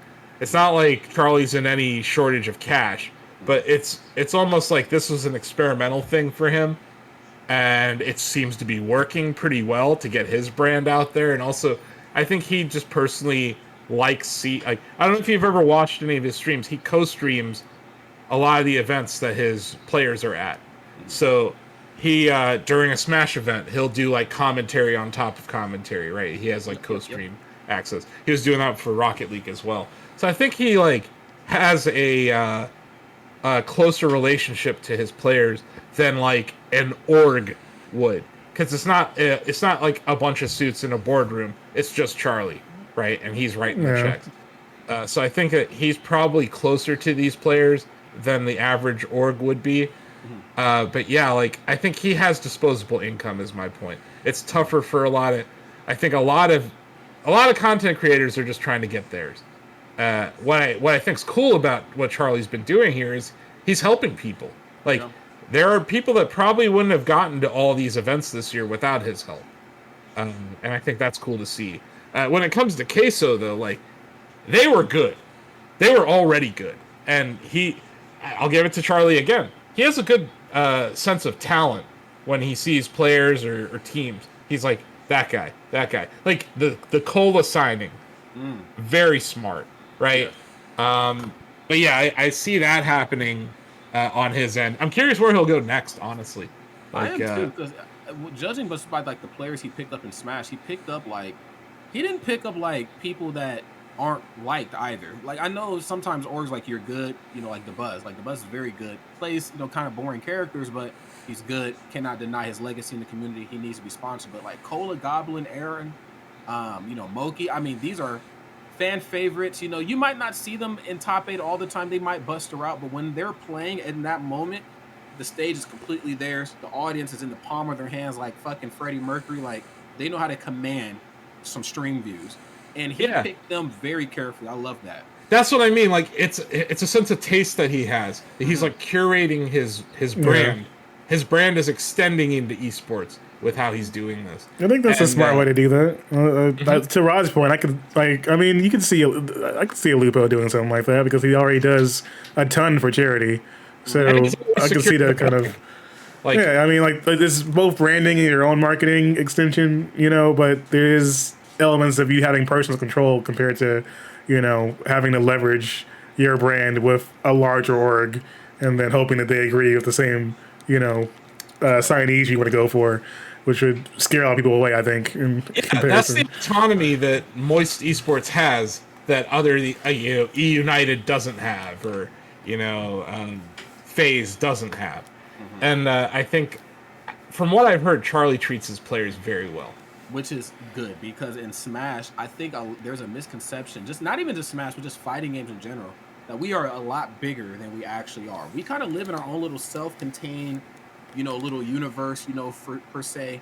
And, where we live and where we grow, like, very fruitful, very great. But once you leave that bubble, though, you're a lot smaller in the grand scheme of things, and I think we give ourselves credit for. And, like, when I think of some of just the horror stories that I've heard from fighting game players on these teams, I didn't get my flight till like a week out, or I got my flight but it was a stupid layover, or like my coach is late, or he's drunk, or whatever. Like, these teams really don't give a shit about fighting games. Like, they don't make them as much money as, like, I think we think they, well, not us, but like the average esport viewer thinks that they do. Like, it's makes sense why people like Justin Wong, I'm sure he does really well on Panda, one of the few top esports teams that treats fighting game players correctly, but it makes sense why he has that fight or flight instinct in him to partner up with Arcade 1UP, with all these other companies, because he knows it's just not enough. Do you remember a few years ago when Leo was a free agent? Yes. And Sonic Fox was a free agent? Yep. I knew an esports org that I had a relationship with them. Sure. And I tipped them about it months before anyone knew that Sonic Fox was a free agent. It's like, go get them. And they're like, no. And I was like, MK Lego. I was like, look, I understand Sonic Fox may be divisive to some people, right? Brash personality, all sorts of. But he's going to compete in at least a solid 6 games out of like 8. Extremely talented player. Awesome content creator. I love watching them stream new characters in whatever game they've picked up. Hilarious streamer. MK Leo, undeniable best player in Ultimate, right? Oh, free. Yeah. The way that this org just scoffed at me, like, you're talking about fighting game players? Like, right. Ugh. FGC, what's going on here? League team. We have a CSGO team. We don't have time for these players. And I'm like, Sonic Fox has way more engagement on social media than all of your teams combined. It's like, I was just like, ah! Because, yeah. When you think about, like, personality, too. Like a lot of these organizations don't care about the personality side of, like, the person you're putting in front of the camera or doing interviews with or coaching with. Like, they care Charlie's about, like, getting right. Vlogs and shit like that. Like, they care about, like, the post and stuff. Like, in the actual heat of the moment, what's going to get you clicks, people coming to your channels, are fighting game players. They Smug, Sonic Fox, Daigo, K-Brad, MK Leo, even people like Leffen, who might not be the most, expressive player, but you're going to hear a shitstorm about it on Twitter later, which will make for good clicks. Like, why wouldn't you want that? Zayn, Yes. like there are personalities, and Zayn isn't like the most brash player or anything, but Zayn is like a person of color who is dominating an esport right now, and in like a very cool way. Like, isn't insulting people, isn't like a dick. Like, there are people in this scene that definitely deserve sponsorships, and like you see the attitude from the big orgs towards FGC. It's even worse for Smash. Like, Smash is held below FGC in a lot of their opinions. Yeah. So it's like, just make a whole lot of sense, because if you sponsor the best Melee player in the world, they're going to be in front of 80,000 people every major. You know? And like, people, it doesn't register with these orgs. And that's where Moist is getting it so right. Like, Charlie can tell that's a star. You know what I mean? That's someone that I like watching. That's why, as just a fan, I like watching how these teams are forming around Moist Esports. It's definitely like a cool story that's happened in the last year in esports, is watching the expansion of Moist Esports. I hope it continues to grow. I just think in general that, people have to respect history. I think when it comes to the FGC, that's the biggest thing that they have going for it. I mean, there's a reason why we're touted as grassroots for so long, but there's so much history there that you can tell, like, just by how people treat, players, whether they are aware of the history or not. Like, the ones that are always come through with respect, and the ones that aren't are the ones you have the kind of conversations about. And that's true about other esports players too. Like, FPS players respect fighting game players. There's a mutual respect in that whole scene. It's not like the players look down on each other. It's the orgs. It's those corporations that are. So that's why the more individuals like Moist we can get into this, the better. Just not me right now. People remember playing in somebody's basement. Like they remember what the FGC scene was like 30 years ago. We kicked around the idea a couple times at Shacknews of sponsoring people, but hasn't happened yet. Yeah, people remember that one-to-one experience. They remember the growth. And speaking of growth, we got to grow our channel really quick. I think this is my opportunity to have to, plug everything that makes Shacknews great, okay? Because there's a lot of moving parts and pieces. I'm sure Austin can attest to this. First and foremost, okay, my viewers out there in the chat, if you're watching right now, you have not hit that follow button or that subscribe button, all right, you're not doing yourself a favor in 2022. We have some of the coolest content, literally shows around the clock, all days out of the week. Literally, come kick it with us, all right? Hit that follow button, hit that subscribe button. You can get the most handsome emote on Twitch. Our friend Donovan Erskine, okay? It doesn't get much more handsome than that. I'm sorry, Lola's cute. Lola's cute, I get it, but Donovan it's a tough sell for me, okay? That's all I'm saying. Really, really. How many wins does Donovan have on Shack Pets? Yeah, that's what I thought. All right, fair enough. Shots fired. Speaking of Shack Pets, all right, if you're tired of doom scrolling on Twitter.com, Instagram, Facebook, there's a lot of horrible things going on in the world. Head on over to your software store on your smartphone. You should have a smartphone. It's 2022. And go download Shack Pets, okay? It's literally one of the best apps out there on the internet. Great. Studies have shown, there is scientific evidence, that if you look at pictures of cute animals, it will relieve stress, depression, anxiety, all types of stuff. Now, me personally, my pets, I live vicariously through them somewhere else. I can't have pets anymore where I live. So they live on through spirit. But there is a section for people out there on Shack Pets who maybe just want to post pictures of their old pets or maybe pets to come. Maybe you got a friend somewhere that has puppies on the way and you're like, hey, they're not in my possession yet, but I would like to post them. Here's your opportunity to do that. Download Shack Pets. You can also follow us on Instagram as well at Shacknews Media. Okay, I am an Instagram person myself. I like a good laugh on a really weird app. I think Instagram is a good place to do that. Follow us on Shacknews Media. I know we're working on getting the @Shacknews handle. Give it to us, Mark Zuckerberg. Okay, we work hard. Give us @Shacknews. We want it. It exists. I've seen it with my own eyes. Okay. Yo, we have it. We have it. I'm telling you, Rod, we have it. We don't have the email associated with it. Well, damn it, Zuckerberg. Our boss is emailing you. Denny's emailing you. People have emailed you. Answer the email and fix it for us. I literally mean, we don't know how to get in. Like, the password and the email, but We have Shacknews on Instagram. It exists. I wouldn't go there. I wouldn't visit at Shacknews because we don't know how. But That's right. we're on Shacknews Media on Instagram. But speaking of Facebook properties, we're actually blowing up on Facebook right now. I'm glad you said that. Yeah, It's Facebook's the most been bizarre lit. thing to happen in 2022. Hey, we'll take it. We got content for everybody. So for all of your older family members, like your aunts and uncles that use the template responses when you post something good, all right, we got content for them, okay? Visit Shacknews on Facebook.com. We're going platinum. We don't know how it happened, but you know what? We're working hard, and great things are happening on Facebook. So go visit us there, too. Stay with the latest and the greatest. YouTube as well. We have 2 YouTube channels. Yep. Shacknews and, of course, Gamer Hub TV. Big shout-out, of course, to Greg Burke. Greg Burke goes to work, all right? He does a damn good job with the content on there. Tons of interviews, reviews, previews, and a lot of great stuff to come in the future, and a lot of cool stuff to look at in the past. There's a lot of cool in-person content that we used to do on Shacknews before the world went to hell. It's coming back, okay? Denny and I, we're going to hit the ground running. Hopefully, Combo Breaker and CEO, we're going to do some cool stuff in person soon. But in the meantime, visit our YouTube channels, okay? You will not be disappointed. And of course, And you got some in-person content on the Gamer Hub Videos channel with that MK Leo interview.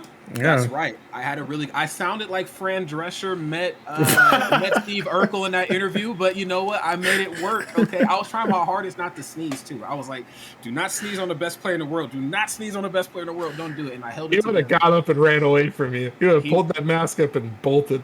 Oh God, it would have been very, very bad. I would have had to hear about it on the internet because that's how if you've enjoyed this conversation, definitely go to Gamer Hub Videos on YouTube and check out the interview with MK Leo. It's very solid.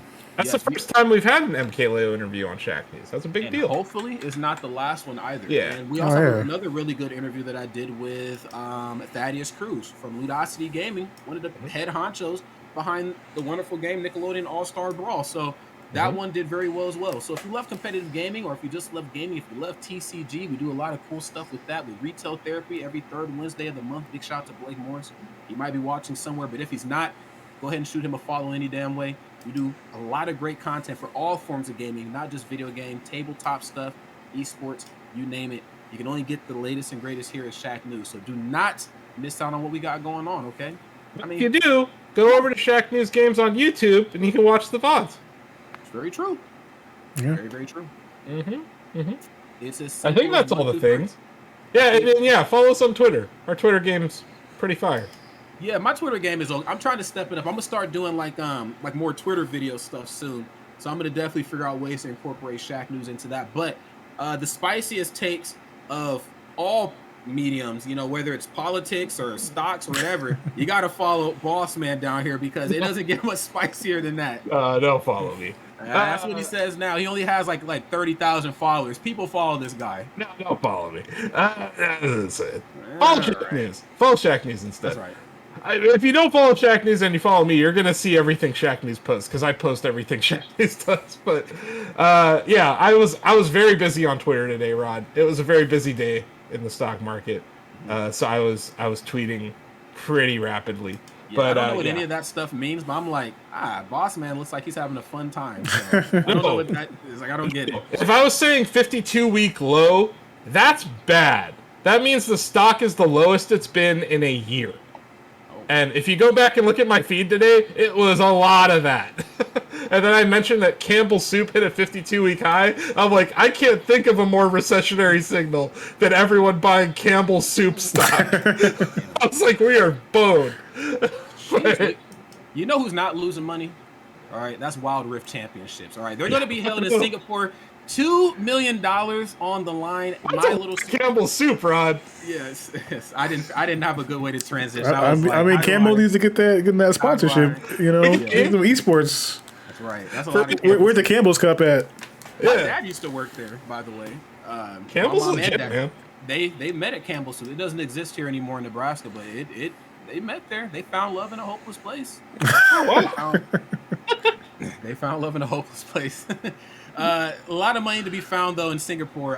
The Wild Rift Icons Global Championship is Rise Global Tournament, concluding the Wild Rift esports season. The tournament will feature 24 teams, 8 qualifying straight from regional competitions, and 16 battling through the play-in stage. Fans will witness the highest level Wild Rift esports competition as teams unleash their skills for a chance, the world title, and the shared prize pool, $2 million, friends. What are our thoughts on this? Because that is a fuck ton of money. Yeah, My Smash the Brain cannot even, I'm like, 2 million? It's that 10-cent money, man. I know. That's the 10-cent money. That's like a rounding error for 10-cent. In the last hour, Tencent probably acquired like 4 more game companies. Like they're out of control, and they own 100% of Riot Games. And League of Legends is ridiculously popular. So I like how my 401k is trending. That's pretty much what you got after winning this tournament. Bro, seriously. It was pretty ridiculous. 2 mil. Like I just don't even. I can't even compute how much what you would do with that kind of money. I mean, it's just baffling to me that in the grand scheme of, when you look at traditional sports, there are a lot of sports, obviously, that are played at top professional level. We watch a lot of them. In fact, if you follow us on Twitter, we tweet a lot about traditional sports as well as esports. Granted, you might find some biased takes. Like, for instance, me personally, I think Kobe Bryant's the best player in the world. Still is, and he hasn't even been with us for 2 years. But I think Kobe Bryant's the best player to ever pick up the game of basketball. But some might argue that. Asif, you are an Ohio fan of all sorts. Look, you talking to a Chicago man. I can't. You can't be out here it's Michael Jordan. It's Michael Jordan. Okay. I'm a Cavs fan. I hate Michael Jordan. Michael Jordan is the best player to ever play basketball. Sorry. You know what? I have to agree with you. Even if he was great though. And I'm a believer too that even if LeBron's stats far exceed LeBron's one, because there are statisticians out there. I said Michael Jordan is a revolutionary icon who rewrote the game of nobody cared about basketball. I mean, people were watching the sport, but it wasn't what it was today until people like Michael Jordan picked up the game. MJ was a phenomenon. He was the truth, and he was the one that no one could game plan for. Like nobody. It doesn't matter if Michael just decided he want to go off. There's nothing you can do about it. Nothing. There's nothing you can do. There's literally he'll turn the game sliders up on you. It's quite ridiculous. Like how it's like comparing, like Michael Jackson, Freddie Mercury, or Elton John. The flu virus tried to take him out and it didn't work. All right, couldn't stop this man. Couldn't. Bruno Mars could win 15 Grammys. He could win 100 Grammys, and it doesn't matter. All right, phenomenal artist. But you just can't compare him to someone. I'm convinced that MJ would have hit the floor of COVID and would have still put up 40. Like would have. I feel like this man. Absolutely. He would have been in the locker room smoking a cigar with COVID, saying taking it personally. They would have had one of those oxygen masks on him after the game, and he's like, "I'll be back tomorrow for game 2." Needless to say, he'd have a lot more flu games than just the one he had. I think that goes without saying. Yeah, he'd have a lot of flu games where he'd put up a lot of points. But not to tangent too much. There's a lot of traditional sports out there, but when I think of the prize pooling in esports, how one game could have 2 million. Just fuck you dollars. I mean, that is just incredible money. And then not even beating down on Smash. I get it. I come from Smash, not a lot of money there. But $2 million for Wild Rift. I mean, the game is amazing, but holy fuck, that is crazy. I mean, the key word here is global. True. When you've got a global audience, you got a lot more opportunity to put that kind of number up. The same way we just talked about Halo tossing money at a scene that's for Smash. Just to put it back into the Smash frame of things, for Smash to have a $2 million prize pool, right? It would take 0.2% of the money they've made from selling the damn game. That's not even including DLC sales. I mean, but you're talking to a company that can't even get the virtual versions of their current games. You just talked about Mario Golf earlier. Yeah. We can't even get that working properly. Talking about a company that sold you cardboard. Yeah. All right. They're innovative cardboard. All right. Innovative cardboard. Innovative cardboard is this. Where's Blake at? This is innovative cardboard, okay? That's innovative cardboard, which they do control. They bought it from Wizards of the Coast a billion years ago. But Nintendo Labo, what? Like, if they just even took the money from Labo, whatever they made there, whatever it cost the interns R&D, to think team that in Smash. I mean, we could have something close to Wild Rift here. Big shots to everybody involved. Yeah. Easily. It's not a situation where Nintendo is short on cash here. It's short on motivation. And I don't know. They don't listen to Americans. So I doubt there's anyone at NOA that can convince them otherwise. and NOA can't do anything without their approval. So it's like we're in this gridlock situation right now. But it sucks that every time we talk about a huge prize pool in a game, there's this dichotomy against Smash because it's the easiest thing to compare it to. But like Wild Rift has this prize pool because League is really fucking popular. This will get a shit ton of views, and like it's gonna be a good competition. Like I don't like League, I don't like watching League, I don't really care, but it's undeniable that it's one of the most important esports in the world. I'm more of a Dota 2 person because I really like how the international is structured. I think it's like one of the most innovative ways to raise a prize pool, and they have actively went into game development side of things where you can actually spectate the international in game. Like I love that Valve has innovated in that space. They didn't even bring it over to CS:GO. It's like only in Dota 2. But yeah, like that's just a little nitpick. But Wild Rift, this is going to be huge. They'll probably have a shit ton of viewers. Like I said, these are popular teams. And this is like basically the world championship, right? So this is like they've had a Wild Rift season, and this is like the culmination of it. So it's not just it's not a throwaway. Like it's not just like a one-off event. Like this starts in June. There's like play-ins, there's groups, there's quarterfinals, semifinals, and finals. So you're talking about a 1, 2, 3, 4, 5-week event. Right. And yeah, I'm sure those finals will get a lot of views. We'll be covering this leading up to it. Yes, obviously, those play-ins happen during a busy time of the year for us. But yeah, as we get closer to the finals, we're just going to want to know who the hell won. Because I want to talk to these people like 6 months after they won millions of dollars. Like if we can get a hold... Can we get a hold of those Dota 2 dudes? Are they still just making it rain in Russia right now? Like, what are they doing right now? Because, like, or they were Eastern European. I can't remember exactly where they were from.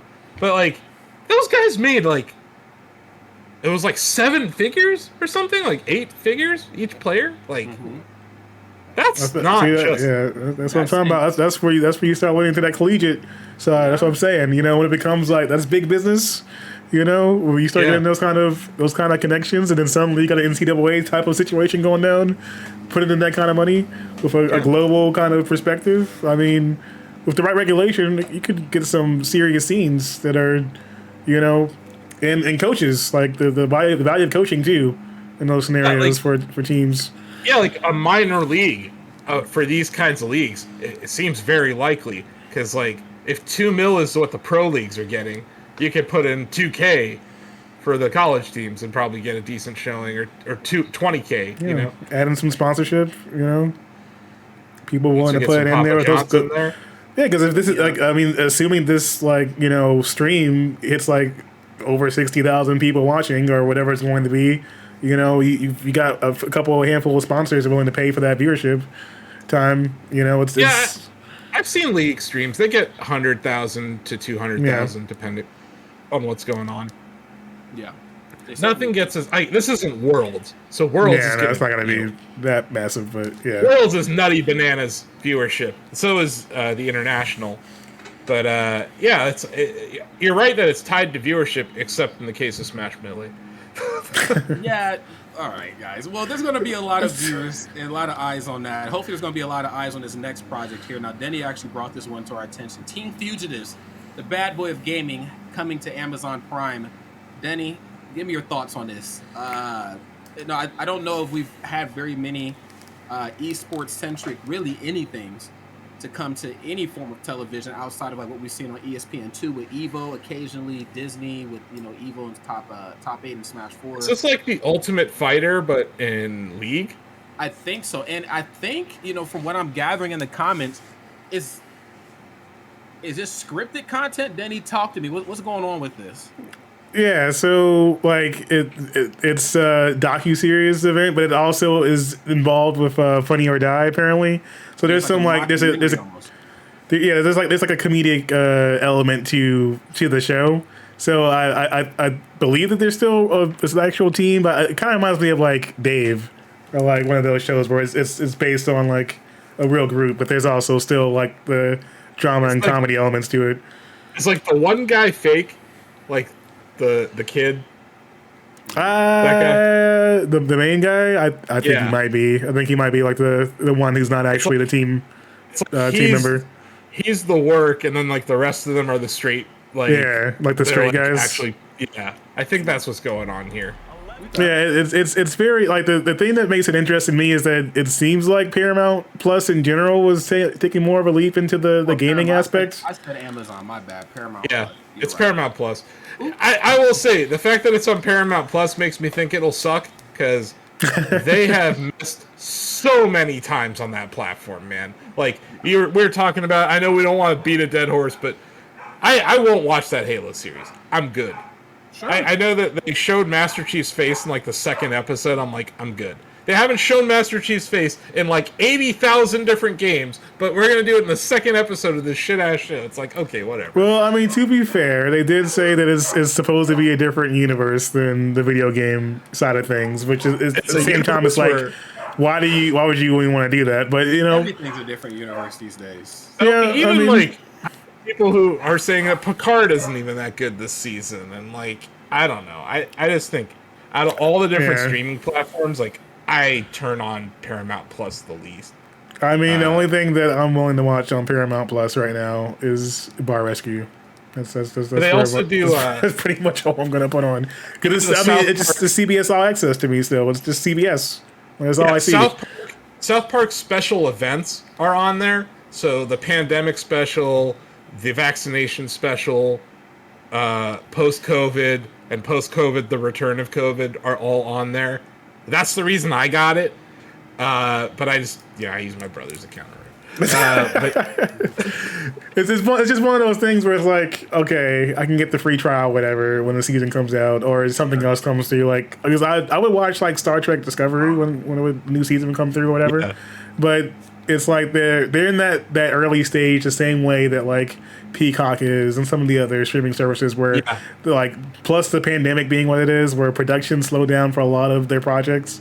So now they're starting to roll things out, but you're still probably a good 2 to 3 years away from, the one thing that they thought was going to sell the product was what do you call it, Yellowstone. And they don't even own the rights to that for like another 2 years because they already signed them off to a different streaming service. So everyone signed up for Paramount Plus thinking that you get all the seasons of Yellowstone, and you can't watch any of it on there.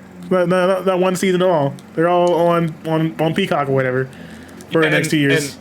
And Matt and Trey at South Park knew that no one wanted to use Paramount Plus, so they came up with a free month subscription that if you use the code South Park, you could watch all their specials for a month. It's the smart moves, the same way that Thesis and Miro did Showtime. They're like, yo, we got the Thesis and Miro deal for $2 for 3 months. Yep. Hey, go ahead and lock that up. You can watch the entire season, and they'll run out right on time for you to drop it off. That's exactly what happened with Paramount. And I do think that your point about Star Trek is sound. Like, it's the Star Trek streaming service to me. There's like a couple other things on there now, but like Lower Decks is on there too, I think. And, they got the new Brave New World or whatever coming out too. The new Star Trek, the one in between. Picard. Yeah, so they've definitely pushed like, okay, this is our IP, the same way that Disney Plus has Star Wars everything. We're going to put as much Star Trek as possible. But I mean, I do. There must be someone, in management who's seeing the gaming aspect of media and is trying to kind of tap into that pool a bit more. Yeah, because this is kind of like the greenlit this project and then Halo, and we'll see everything else down the line. But really, I mean, looking at the other streaming services, there's not really anyone else doing much. Like League of Legends, though, I'll give them credit. Like Arcane did extremely well on Netflix, so it's not. I'm not saying that I question the production value of League at all. It's more just the decision-making of Paramount that I question. Because Arcane was very successful. And production of League esports events is next level awesome. Like the stuff they did with KDA. I love that they have their own freaking bands that they trot out for stuff now. I'm not a fan of the game, but it's undeniable that they are here to stay and their production value is like super high. So maybe this will work out. I think there's ways to make, like, even if this particular product doesn't work, for Paramount Plus or whatever, I think there's ways to kind of play off the idea of having more of like that scripted TV type of going back to what I balance. said about UFC, the Ultimate Fighter reality show, like that's in this like 20th season or something. So like, if one of these hits, you do have a hit on your hands, So like, I get why streaming services are experimenting with stuff like this, and also like reality TV costs way less. Way less, yes. Halo show. I mean, you buy a couple plane tickets, you give them, somewhere to stay, and then you just put a game in front of them for a couple weeks. Like a bunch of hamsters in a maze. It's just like, hey, look at them go. Like, there's to answer Sam's question, kinda. You probably should be up to date with the South Park show if you watch those specials, but they kind of catch you up if you don't.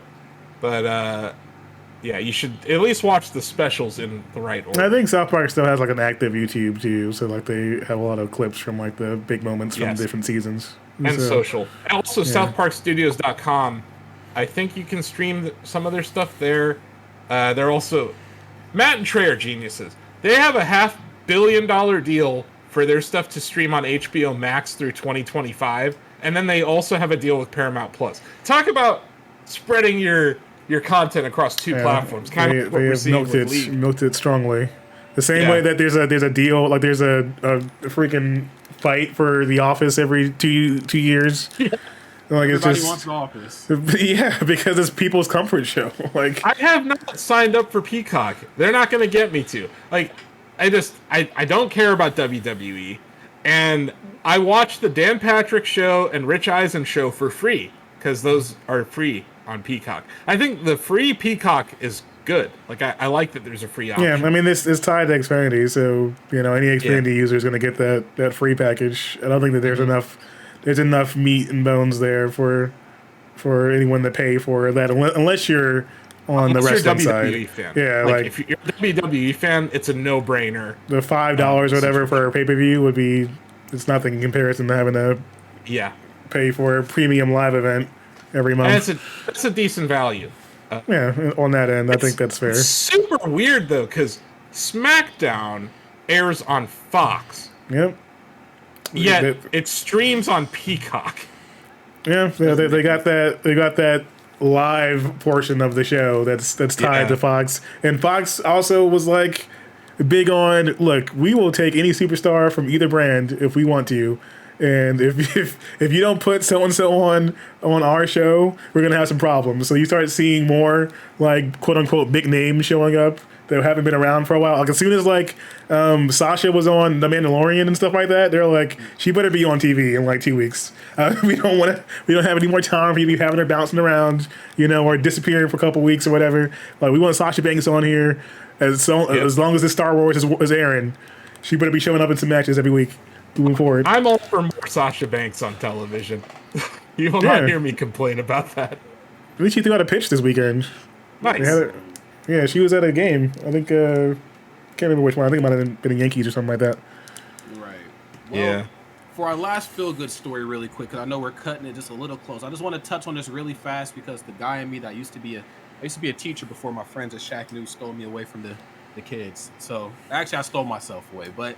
Anyway, Nerd Street unveils nationwide expansion of esports camps. Now, we've covered very similar stories to this from other organizations in the past, and I know it's almost kind of like beating a dead horse, but I like the fact that we're starting to get more of this. But basically, the company has joined forces with the U.S. Sports Camp, esports camps at Seton Hall University, Apprentice Esports at the City of Philadelphia's Park and Recreation Department. Camps will run from June 13th for children age 9 through 17 in a range of locations, including Denver, North Brunswick, Georgetown. Just to touch on this really fast, this makes somebody like myself very, very happy. When I was teaching, I would always try to stay after as long as possible, play games with the kids. In the school that I was at, we didn't have a lot of money. We had we didn't even have a Nintendo Wii. We had the Wii Mini, so we couldn't even use GameCube controllers. So we're using the Wii Remote sideways and stuff. We're playing Brawl, we're playing Mario Kart, and I said, you know what? Even though this isn't like what I'm accustomed to and I'm used to because I'm a grown man with like actual real money, these kids are making the best of this. They can't tell the difference between Brawl and Ultimate, Mario Kart Wii, Deluxe. Right, kids don't be caring. They don't give a damn. They're just, hey, we don't gotta do homework, so let's run this. So I love the fact that we're taking this a step further. and that there's camps like this that not only expose you to what you can be as a player, but also gives you other opportunities to maybe transition into something that might fit your mold a little bit better. Maybe you are very big into being, a production guy in front of the camera or behind the camera, or you want to work in commentary, Yeah. or maybe you're the kid that I used to do a Dungeons and Dragons thing. It was the one thing after school that I didn't have to set up. I didn't have to even get involved. There was just one kid who would be like, "I'm dungeon master," and and there's something for those types of kids too. Mm-hmm. So I love that esports is starting to transcend more than just video games and food. It's like, hey, video games, here's how you stay in shape. Here's how you stay mentally stronger. Here's ways to take better care of yourself. There's other opportunities to not just be an esports pro. You can be other things. You can do whatever It's you also want. just something for these kids to do that's safe, and you know, it's like like a legit thing. You know, like it's not just going over to your friend's house to play video games after school. Like you're at a camp. You know, they're gonna talk to you about like this is how this stuff works. Yeah, I think it's cool. And you know, I don't know when you got into commentary, Rod, but like a lot of people get into esports at early ages. So if this gets us another talented player into the scene, then I'm all for it. I got in commentary officially. Like I got tired of watching and wanted to start doing in 2014 or 15. But I've only been at this level of commentary for the last maybe 3.5, 4-ish years. So, I spent more time on the grind and come up. But, where I had to struggle, somebody like myself, I would love to be involved with programs like this to make sure that kids who want to get involved don't have to go through that mega bus across the country phase like I did, because damn, did that shit last way too long. So I would hate mega for bus. another... Man, dude, I used to catch the $1 mega bus to Chicago, Denny. So I'd go Omaha, Council Bluffs, Des Moines, Iowa City, Davenport, Williamsburg, Chicago. Hit all those before the Windy City. And that drive is only really about a 6.5, 7-hour drive if you foot it. If you floor it rather. But the mega bus, they want to stop everywhere. Everybody the mega bus was definitely a different experience on that end. I used to go back and forth to my cousin, and he used to go to Iowa State, Des Moines too. So, yep. That trip is definitely something. It's a dice roll. I have a very funny story about the mega bus. I'm going to do it stand up. I tell it here, and I know we can get a little loose here, but it's a little too loose for Shacknews. But I'm going to tell it. It's not great. But that's going to conclude the esports topics of the show. Now we got to get to the real portion of the show. Everybody comes. Also, Gears had an esport event this weekend, but whatever. Oh, Gears! Oh, that's right. Yes, your favorite esport, Austin. Please tell us about Gears. That was it. They had an esport event this weekend. You don't want to talk about how much you love Gears of War, though? I love Gears 1 through 3. 5 I could do without. Like, I don't know. But yeah, at the core, there's some really cool things that you see these Gears players do. Sure. You know what I mean? Like, it's just like any other esport. You see high-level play, it's easy to appreciate it. But the meta of that game has devolved to, like, certain things, and it's just not that fun to watch, I don't think. The game hurts my eyes, because, like, Gears in the past, when I watch my buddies play, you're playing it from the player's perspective, and he's like, it's moving real fucking fast and jumping over shit, and the camera's like every damn where, and I'm like... The camera. The camera is where, the camera is not great for esports, and that's like, it's similar to the issue I have watching Overwatch League.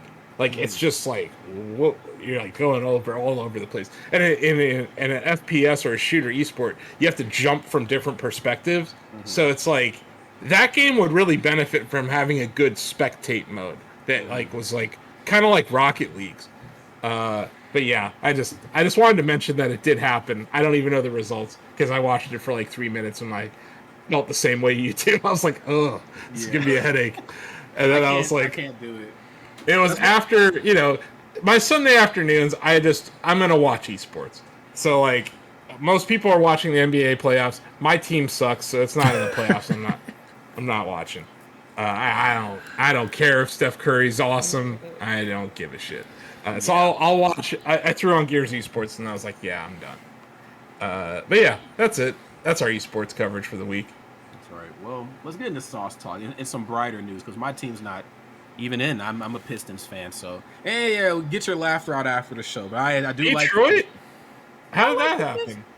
Well, so 2003, that draft class that worked really well for the NBA. Those wonderful players like Carmelo Anthony, Tayshaun Prince, Darko. James. Those guys are still around. The Pistons had a pretty good year. They beat the Lakers that next year. Oh, I Lakers know. Yeah, you remember. I was a Pistons fan then. We kind of devolved into pure fuckery. And then Allen Iverson came over to play, and then That's Rodney not what Strucker. happened. Detroit had a solid when they had that defensive run. LeBron Though James showed up. Yeah, That's what happened. LeBron James showed up, and he scored 24 points in a row in Game 5 and ended your franchise forever. I'm sorry, I couldn't help it. It was amazing. I was a fan of Detroit's the defensive side for a while. They had a good run for Who doesn't love Ben Wallace? How can you not love Ben Wallace? He's like one of my favorite basketball players ever. And he's been a Bull, and he's been a Cav, and he's been a Piston. He put work in on Shaq in that 2004 finals, too. Yeah, in a way that a lot of... And he's significantly smaller than Shaq, too, and he put his ass to work. I feel like Detroit and like the Kings around that time those were exciting teams. They were scary. Very, very scary. Rip Hamilton, legit. Chauncey Billups, legit. Yeah. I went to University of Michigan, Rod. So like I was there when that team was on the come up, and the Cavs didn't really exist yet because we didn't have LeBron. But yeah, obviously. Those were good 2K years too. Like I used to kill it. 2K was fun to play. Yeah, well, my Pistons aren't making a comeback, but I'll tell you what is making a comeback, okay? And there's 4 items coming back to the menu here at Arby's, all right? It is the chicken cheddar sandwich. I don't know if anybody's ever had that. The pecan chicken sandwich. The orange cream shake, which I do like. I do like that a lot. And I have a very love-hate relationship with dairy, but I do appreciate that. And, of course, the Market Fresh lemonade. Fellas, what are our thoughts on this? Are we Arby's fanatics? I don't know if I've ever talked to you guys about this. I don't need Arby's. I was gonna say Arby's fanatic. I don't think I could ever say that. Not even the fries? You don't like the fries? I mean, like fries are good. Yeah, like the curly fries are solid. It's just I don't think I've ever like seeked out an Arby's. Like I never am like in Canton. There's an Arby's right next to the Wendy's. I'm going to Wendy's 100% of the time. I went to Wendy's today. I understand. You know what I mean? There are many things on the Wendy's menu that aren't going to give me intestinal issues. That's the opposite at Arby's. Like, Arby's is just gastro distress. I mean, Arby's got the meats, but they got a lot of things. Their chicken is always sus to me. Like, I have not trusted their chicken. They have like chicken fingers there are not that good. I'm looking at this pecan chicken salad sandwich, dude. That looks like someone threw up on some bread. Like, I am not having that. Is that supposed to be like whole grain wheat there? 100% whole grain? I thought it was pretty good, fellas. Wow. You gotta keep in mind that like I've had it once or twice. Okay. Maybe more than twice. But it's for me. The thing is that like I'm here in Chicago, so there's always going to be competition locally. Better option. That's going to be better than Arby's. Like I can choose Portillo's, I can choose Baba's, Philly steak and lemonade spot. There's the spots that I can get a decent sandwich from. I can get a torta. I'll say this, Rod. The 2 beverages are very welcome additions. I love lemonade. I will never hate on lemonade being added. I'm sure their lemonade is competent. And yeah, orange cream shakes are good. So, I'm not going to hate on them for adding those 2 things, but I am definitely going to raise an eyebrow to this chicken salad sandwich. It's good, I promise. I don't trust you. I'm sorry. I will PayPal you. You're young. Whatever You're young. Today, I will your pay body you can money for this your body can rebound from eating these things. I only have a couple more Arby's sandwiches left in me till it's my last one, man. I'm telling you. I feel like I'm going through my Logan arc. I used to be Wolverine, but now I'm Logan. Like I just had a couple drinks last night. Who we should send in there? David L. Craddock. That dude fucks with Arby's. Like we would be working in the office, and David would come in with a bag of Arby's. I'm like, oh no, like clockwork. 30 minutes later after eating, I'm gonna read the ingredients in the sandwich. Let's see. We've got diced chicken, red grapes, apples, celery, pecans, lettuce, and mayo on honey wheat bread. It's good for you. It's not the. It's not. Why do we have celery and lettuce on the sandwich with all good things? Also, like, are you gonna fuck with like? Are they making this every day? Like, how does this work? Is there like? Is there a vat? This is seasonal. It says here it's seasonal. Is there like a vat? Is there like an oil barrel full of this that they're just scooping into bread every day? Because that bottom of the barrel, I am not fucking with the grapes or apples at the bottom of the barrel. That's all I'm saying. Well, it says that this appeared on the menu in 2011 first. So it's been literally like 10 years since they've had this sandwich back. So I'm wondering if there was a reason why it's been such a long time before. This is the sandwich that I'm questioning. Like the other one, Panera can serve bird food on a bun. I think Arby's can do it too. I'm just saying, like the chicken cheddar ranch, fine. That probably a competent sandwich. Sure. There's probably worse things you could eat on earth, but no. Okay. Fair enough. Yeah, I'm sorry. I'm Dikembe Mutombo blocking the shit out of this sandwich. No. I'm like, no. Well, for this next topic, somebody on YouTube, they went and Mutombo blocked 10 items that I think we all might hate. Okay. And you know what's funny? There's actually one on here that I do like, but I know Denny's going to play the video. But at number 10, friends, does it get any spookier than a Halloween Whopper? I don't even know what a Halloween Whopper is. I'm Googling this shit. I remember this. Oh, that's foul. It has the black bun. Yeah, no. You're not fucking with it? No. Okay. That's not pumpernickel, right? That's just like dye. Yeah, I think it's just dye. If it was pumpernickel, I would fuck with it. But that's just like a dyed regular bun. Like... No, I'm good. You're having it your way. It's the Burger King way. Having it your way, all right. I have an established Burger King bias on this show, right? Like I have gone on the record as saying I would actually rather eat at Arby's than Burger King, just because of the quality of Burger King in Canton, Ohio, is that poor. Like we do not have a good Burger King in town. We used to, and now it's a dentist. Explain that one to me, Rod. But no, like, just for the sheer color of this sandwich, I can't fuck with it. And that's not a race thing. It's just, that looks unappetizing to me. That looks like asphalt. Whoa. With A1 flavor baked into the bun. Why would I want that? The baked in? No, well, that's why it's on this top 10 pair. It's like, ugh. Like, you can't find anything else to put on your meat, so you put A1 on it. And then it's like, no, we're going to infuse the bun with it. That's just gross. Yeah, I'm good.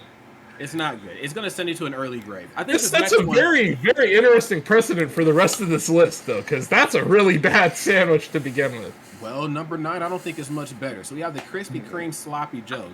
Now, we just had Krispy Kreme within the last so many years here, so I never experienced this. Did you guys experience the Sloppy Joe? I never ate the Krispy Kreme Sloppy Joe. I knew that it existed. Okay. I did not have. But it sounds like it will absolutely kill you, because I have a hard enough time getting through most options at Krispy Kreme, let alone a Sloppy Joe. Like, a Krispy Kreme donut by itself is filling. You throw a bunch of whatever the hell they're calling a Sloppy Joe. It looks like a bunch of spaghetti and meat.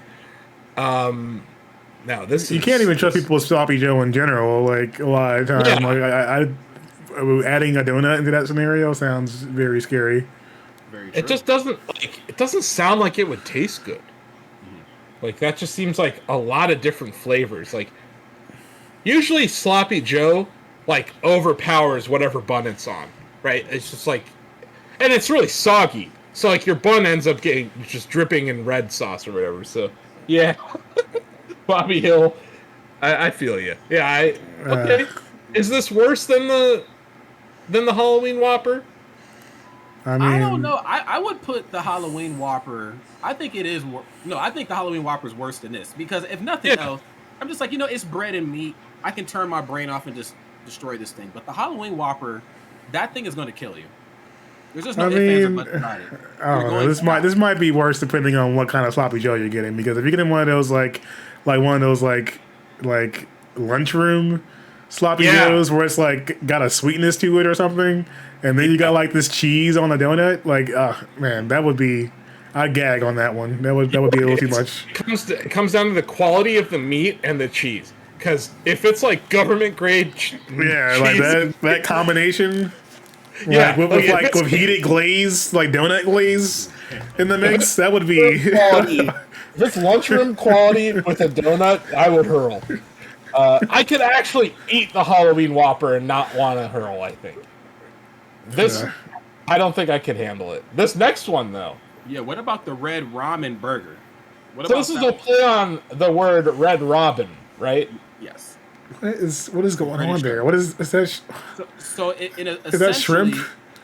Yeah, which is already very questionable. But the bun is essentially like a cooked ramen hockey puck in the form of some sort of edible Play-Doh, I think. I don't know. That's terrifying. It looked like something out of Alien. I'm uncomfortable. It looked like that might end up turning into a face hugger or something and launching out of your chest after you eat that. I fuck with Red Robin sometimes. Like, they got free fry refills and shit there if you eat in. Like, serviceable hamburger. I'm sure the meat on that burger's decent. But hell no. Hell no. Ramen bun? This is like this. We're just. Why? Like, they don't have a single other Asian thing on their menu. Yeah, I can't imagine that being any kind of good, especially when like people are having to prepare that, like, who probably aren't used to preparing it at all. Yeah, Asian food needs to be presented and made by I believe Asian people. I'm just gonna call it for what it is. And there's lettuce too, so you're like. Yeah, soggy lettuce on the ramen. Burgers exist, Blake. That ramen burger looks terrible. Yes, that's what I'm getting at. Look, I went to a tournament in Sweden once. This was their first attempt to, do a tournament, and they invited myself and one of my best friends, Drew, out, and they were like, "Rod, you don't need to go anywhere. We'll put you in an apartment for like 2 weeks. We'll take you grocery shopping, and if you really want to eat at the venue, we can make you ramen and stuff." These people made the worst ramen I've ever had in my life. Like, the noodles were still like that crunchy kind of texture, and the pot stickers weren't sticking to any pots. It wasn't good. Everything tasted undercooked. But because I was a guest and I was, they like to drink and eat chocolate and they were paying for it, I ate it. And it hit me right after that. I said, you know what? When I come back to the United States, I need to see the people in the kitchen. I got to make sure that they are supposed to be making this. When the selection is booze and chocolate and they're serving you ramen, I think that's already a red flag. This is the problem with Smashers. It's always, let's go get ramen after the thing. But when you're in fucking Sweden, don't do it. Well, I didn't want to. So I actually didn't want to. But where we were in Sweden, they didn't have Uber. And we were like in this weird like apartment kind of campsite thing for the tournament. So we didn't have a car to go like out and get food. So I was like, well, if you'll make ramen and give me whatever sort of European alcohol, I'll keep doing whatever the hell you tell me to do. So they made this, and I was like, this is terrible. I did go to the city though. I did go to Stockholm, and I had kebab pizza and all their fancy schmancy stuff. But don't ever get ramen. And it sounds like Stockholm syndrome with that. It's just ramen hard. Situation. Making ramen at home is not easy. Obviously there's instant ramen or whatever, but like actual proper like plated ramen that you would get at a ramen shop in the US, like in NorCal or Chicago or wherever, like it takes time to make good ramen. It does. And it's not something you can just whip up very quickly. So that's why I'm like, I don't know about that. This next thing on the menu on the list looks absolutely disgusting. You don't like fish McBites, Asif? You're not a fish McBites guy? No, I'm not a fish McBites guy. This sounds like a horrible idea. I'm glad I didn't even... Look, I don't eat a whole lot of fast food anymore. So, like, I missed out on this. I don't know when they happened, but I was not on board for this, and I'm very happy about it. Well, I'm not the biggest fan of most fish items at fast food places. It's questionable. And I'm a big fish fanatic, or just seafood in general. I love shrimp, love oysters, I love tilapia, swai, I love all types of stuff. But when I see it at McDonald's, dude, big solid snake, exclamation point, I'm like, dang. Here's all I need to say about Fish McBites. Debuted February 2013. discontinued April 2013. That's all you gotta say. Yeah, so it sounds like 30 pieces. What kind of monster would eat 30 of these? I mean, they were trying to make the next McNugget. They were like, "Yo, we need a McNugget competition here." McDonald's wasn't crazy enough to give us 30 pieces. They gave us 20, and then eventually they did that 50 piece, which was like, I don't know what they were trying. They were trying to kill me or something. These monsters exist. Hell is full, and the demons are up here with us. Up here eating going back to basketball real quick. The Cavs fans do this thing when we play the Denver Nuggets called me versus Nuggets. So at the end of the game, they eat the differential in score in nuggets. So like if we get our ass kicked, we eat like all those nuggets. So it would have been funny to watch someone do that with the Fish McBites. Because I don't know anyone that could take 30 of these to the face. I don't think so either. Also, that advertisement is creepy. Yeah, something. What was it about like the 90s and like even the early 2010s, like the talking fish moving thing? I never understood that. And Billy the Widemouth Bass? Not a fan. You're not a fan of Billy the Widemouth Bass. There's like a solid. Like there was an ad show on AMC that used to use the air where they would have like the pitch meetings and like the winning like pitch they would like have to put it out there, and they had like the Quiznos guys on there where we had that terrible weird commercial with the weird rat things. Like they had them winning that pitch and like the stuff that was coming out of there afterwards, and a lot of it was like that. I found another. They have a commercial for the Fish McBites, Teddy. Oh Lord! In our Slack channel, that has like a wall of talking fish. Yeah, this ad campaign, horrific. Oh, I'm scared of this. I think we all are, because what? Well, what about this next one? So they did the KFC Cheeser. Now I do like pizza and I like chicken. But my issue is that when I see them both together, I get Lunchable vibes. And I fucking hate Lunchables. So, what did we ever have this? I don't believe I ever had this. My parents were KFC fanatics. We would just go to the spot, just around the corner, and we just get our chicken from there. But the KFC Cheeser? What the fuck? Is like, there's something about Yum Brands. Now, Yum Brands is Taco Bell, KFC, and Pizza Hut. Mm-hmm. They're all three of them, right? So this seems like something born out of a collaboration. They experiment. I'll give them credit. They experiment more than any other food company. And when you experiment, sometimes you have huge misses like Cheeza. This seems like a horrible idea. They experiment in everything except for vegetables, because there is not one scene here at all. Like the double down sandwich, remember that shit? This is the same kind of thought process here. This is unchecked human innovation and ingenuity, and God's coming. Is that pineapple? He's seen us no. There's pineapple chunks. Oh, Lord. Ew. See, okay, never mind. I get Lunchable KFC cheese sauce. What is KFC cheese sauce? I don't think I've ever seen cheese sauce come out of a bottle like that. This is a scary product here. This is born out of damnation. This is not good. This is a bad thing. You should feel bad. That is unholy. That was an abomination, was what that was. This is a good place for this one. I think number 6 overall makes a lot of sense. Wait, what the hell did Friendly's do to deserve to be on this list? Okay, so I was actually going to ask. I've never been to Friendly's, but the grilled cheese burger melt actually doesn't. It seems like the most normal item on this list. I don't think it's that bad. Yeah, I don't. It didn't look bad in the video when they did like the write up on it, or the video part. It looked kind of good. I wonder why the hatred for Friendly's. Is Friendly's even in business anymore? I've never heard of Friendly's personally. Let me check. We used to have one in town, and it's now a Mission Barbecue. Because places in Canton, they go out of business all the time, but we're a bunch of sad fats, so we always replace them with something else. They are still around on the East Coast. They are? Yeah, they are.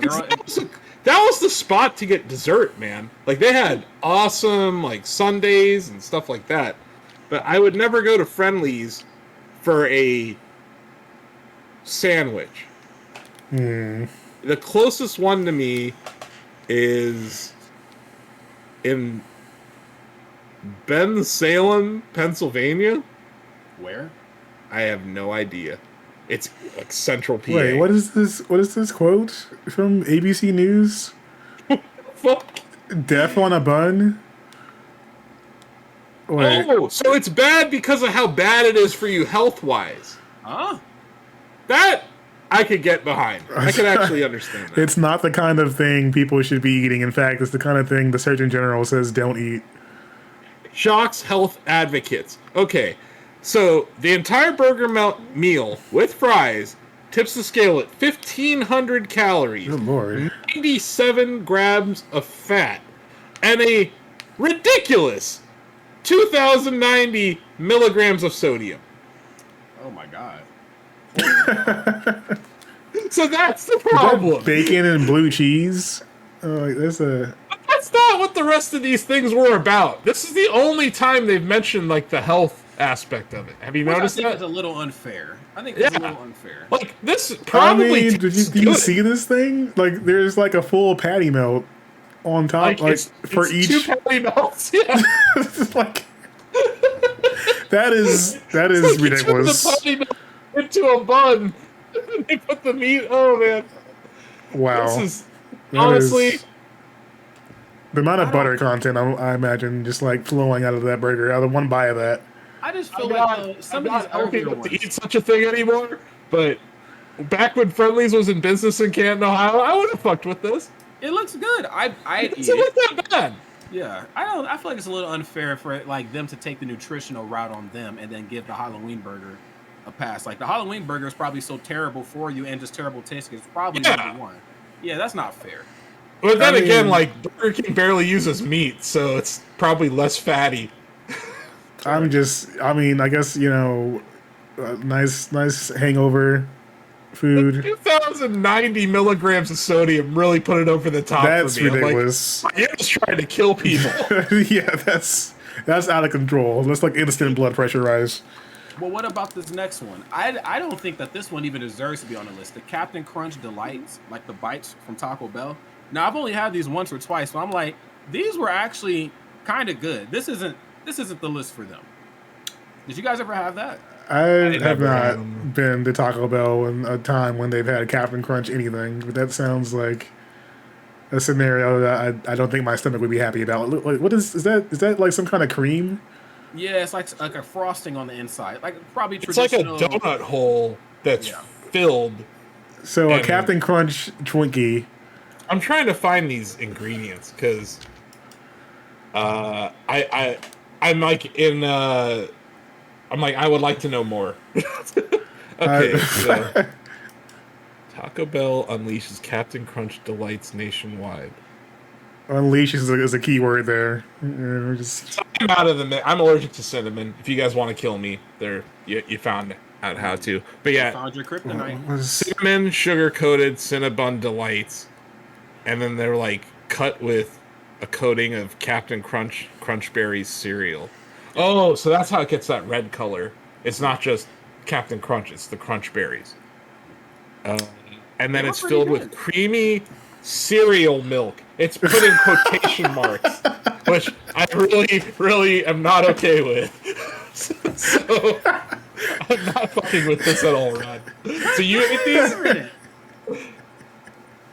You ate these. Creamy cereal milk sounds like creamy cereal milk. Oh my god! That I have a sound for that. Oh no! This is a nightmare. All right, look, please save us from the creamy cereal milk. All right, I can't believe in quotation marks. First of all, creamy cereal milk it was pretty good. All right. Can't believe this. Are you washing that down with your Baja Blast? Are you getting some of that in there? Yeah. You mean my Mountain Dew and Powerade? That's all Baja Blast. Your metabolism has to be awesome.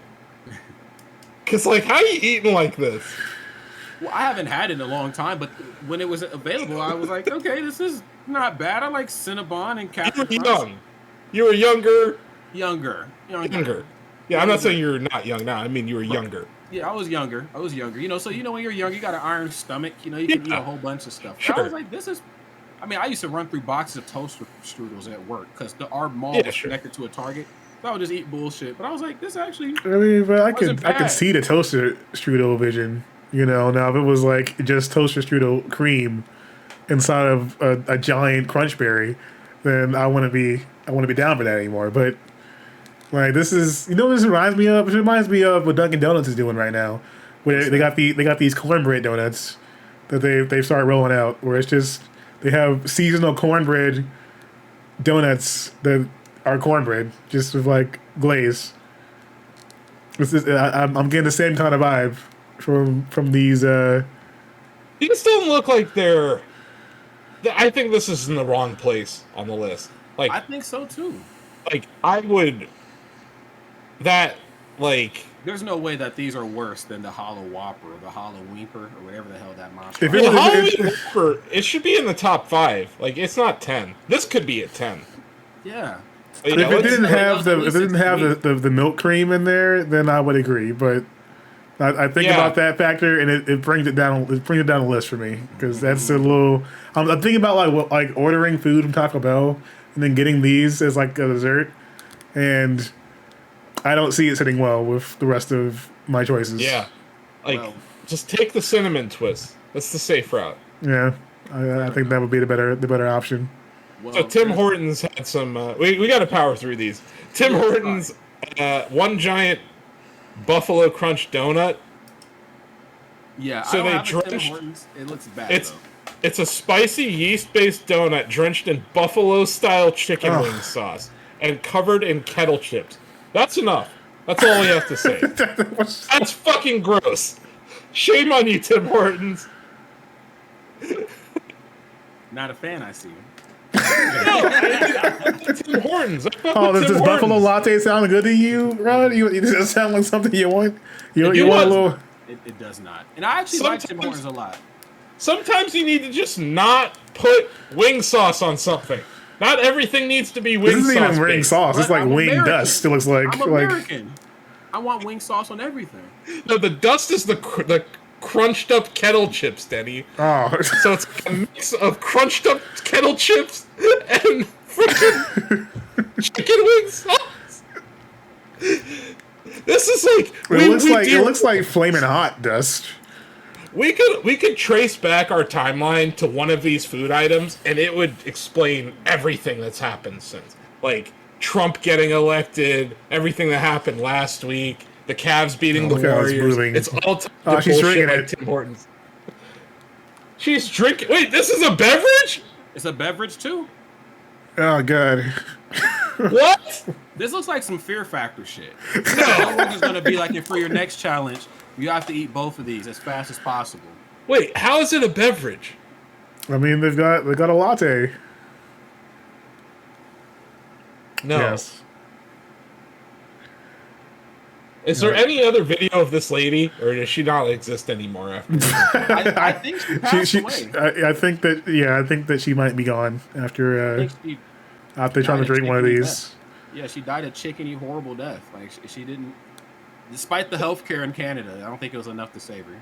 Nothing on earth has ever made me. I don't even want to drink coffee and eat chicken wings at the same time. Like, I'm either in a chicken wing mood or a coffee mood. There is not a both mood here.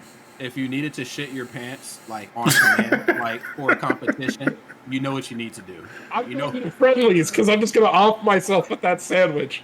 I'm going to Tim Hortons to get the coffee and buffalo death. So how is it possible that there are things ranked higher on this list than this? Oh, I see how now because I'm looking at the list. This next one is pretty. And seaweed donut from Dunkin' Donuts. Why? This is hideous. Look, you know. Oh, okay, it's China. Okay. Yeah.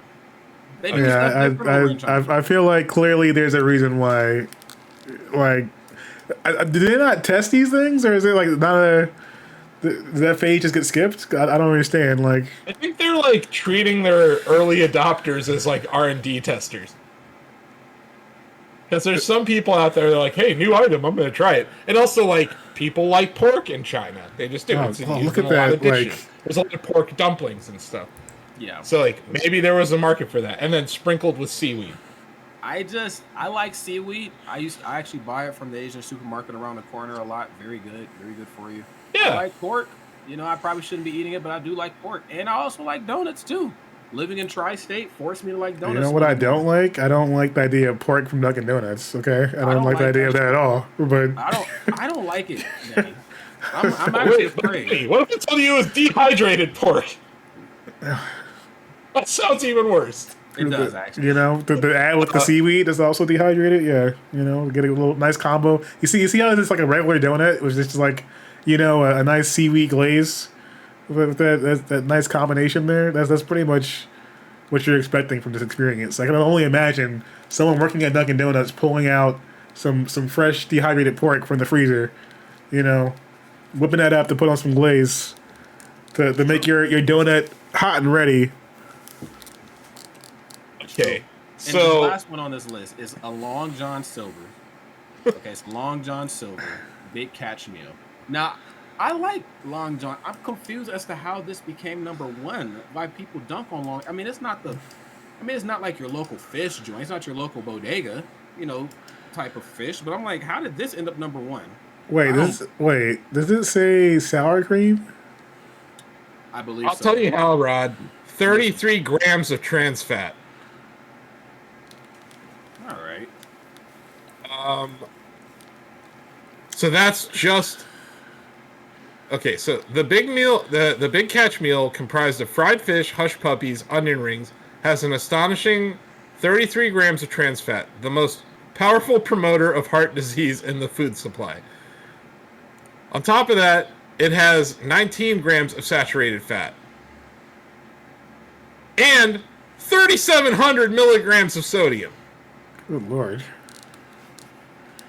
The That's- calories I can't are think of cooler only ways to die. 1,320 calories. I feel like your limbs would stop working after taking in that amount of sodium willingly. 3,700, and you're talking like close to 50 grams of fat. And yeah, what's the daily allowance of fat? 44 to 77, depending on your size. So yeah, you're over your daily allowance from just eating this meal. But it tastes good though. Does it? Does it? Are you sure about that? I like Long John Silver. You guys don't like it? I guess they're... Look, fried fish is good.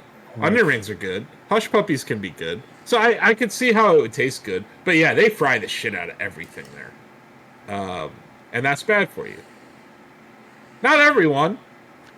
If you're young like Rod, you can ruin your heart still. But if you're old like me, this shit would kill me if I ate it. Well, I've ruined it in different ways. I'm operating on a broken heart right now. So, yeah. Luckily... Well, you gotta drink for that, okay? Trans fats do not kill broken heart.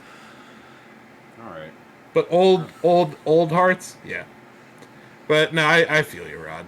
And sometimes you could argue that this horrible Long John Silver's meal might actually help heal your broken heart. I don't remember last time I've seen a Long John Silver's that was operational.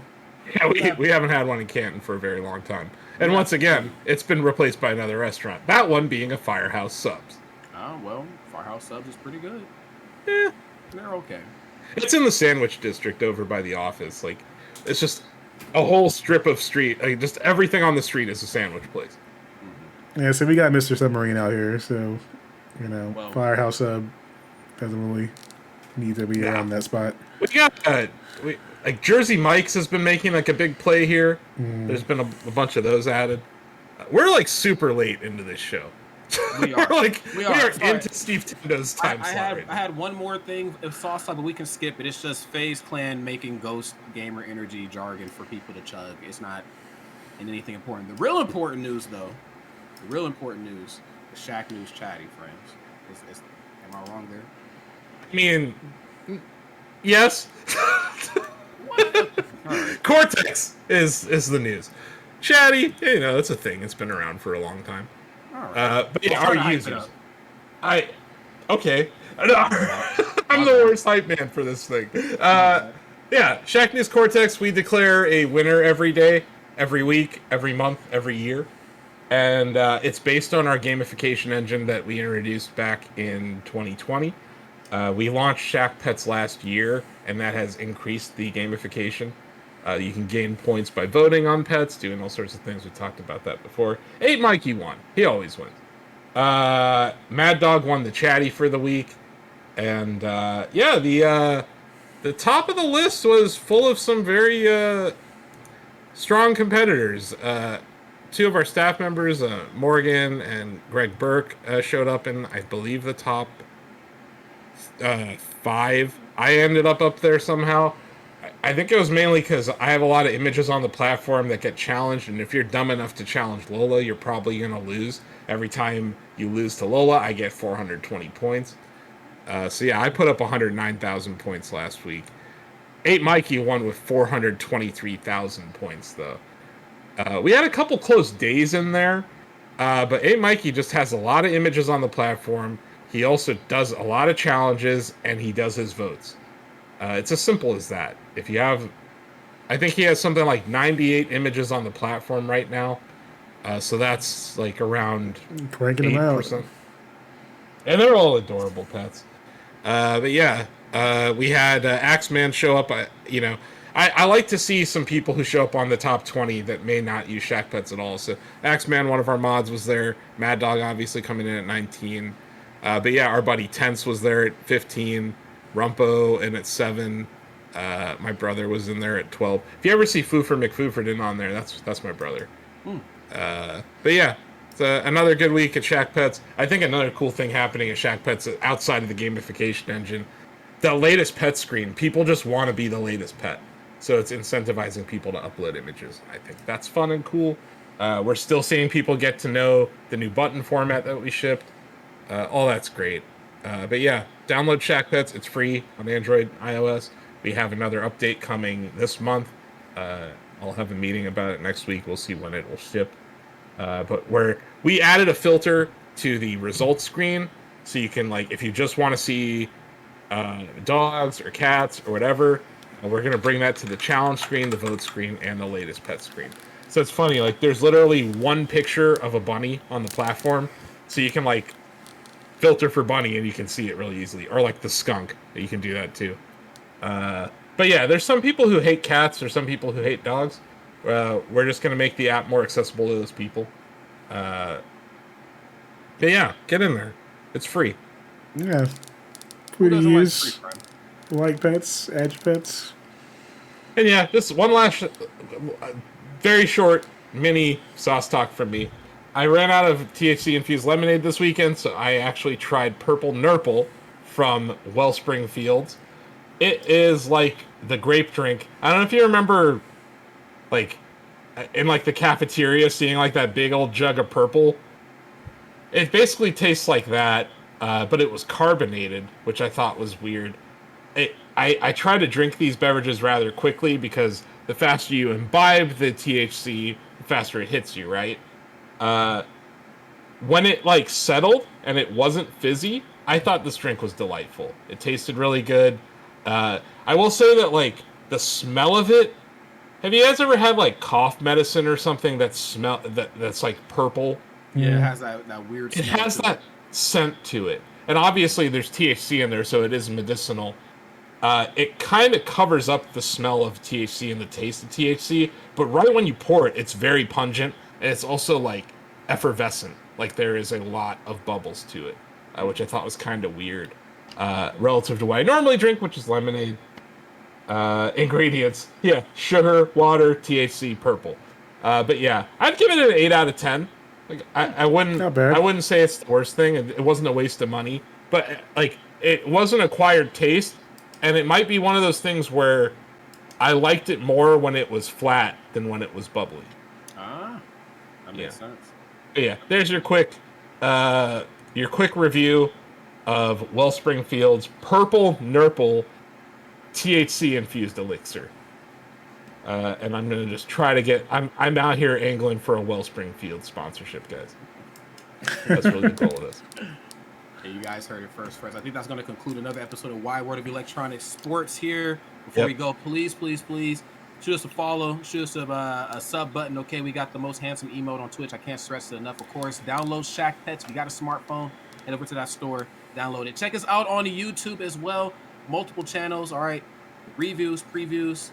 Steve Tendo, I think he has some stuff on there. So we got Steve views. We got all types of stuff.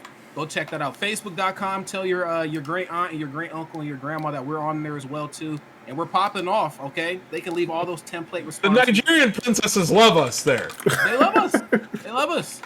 All right, they love us. Check us out. Instagram as well too at Shacknews Media. Twitter as well. Twitter.com/@Shacknews. A lot of great stuff there. Literally, it's the one-stop shop. If you want to see what makes Shacknews great, then you want to check out those social media links. Big shout, of course, to Denny Von Doom, our co-host today / technical director as well, for making sure our social media stays clean as always. And of course, big shout to the man, the myth, the legend up underneath me. I almost said beside me, but you moved when Denny turned his camera back on. Yeah, up underneath me. That's right. The man with the briefcase. Techno sucks. Okay, does it really suck? I actually like techno music. I don't know. No, I do too. Honestly, Rod, go check out the YouTube I posted last night. I created a fire fucking track last night. It's techno. It's hard techno. And well, we should talk because I want to open an arcade soon, and I'm going to need music to play in there while people are gaming. So we'll talk. You can have whatever you want from me, man. Oh, well, perfect. Well, in the meantime, friends, thank you for tuning in. This concludes another episode 131. Be sure to check out 132 coming at you next Monday, same time. Hope we don't go over as late next time, but that just means we're having fun. Until then. Yeah, and stay tuned for Steve if he's still out there. Yeah, that's right. If Steve's still out there, sorry, man. We had a lot of fun today. Sorry, Steve. Salute. But thanks for watching, everyone, and we'll see you next week.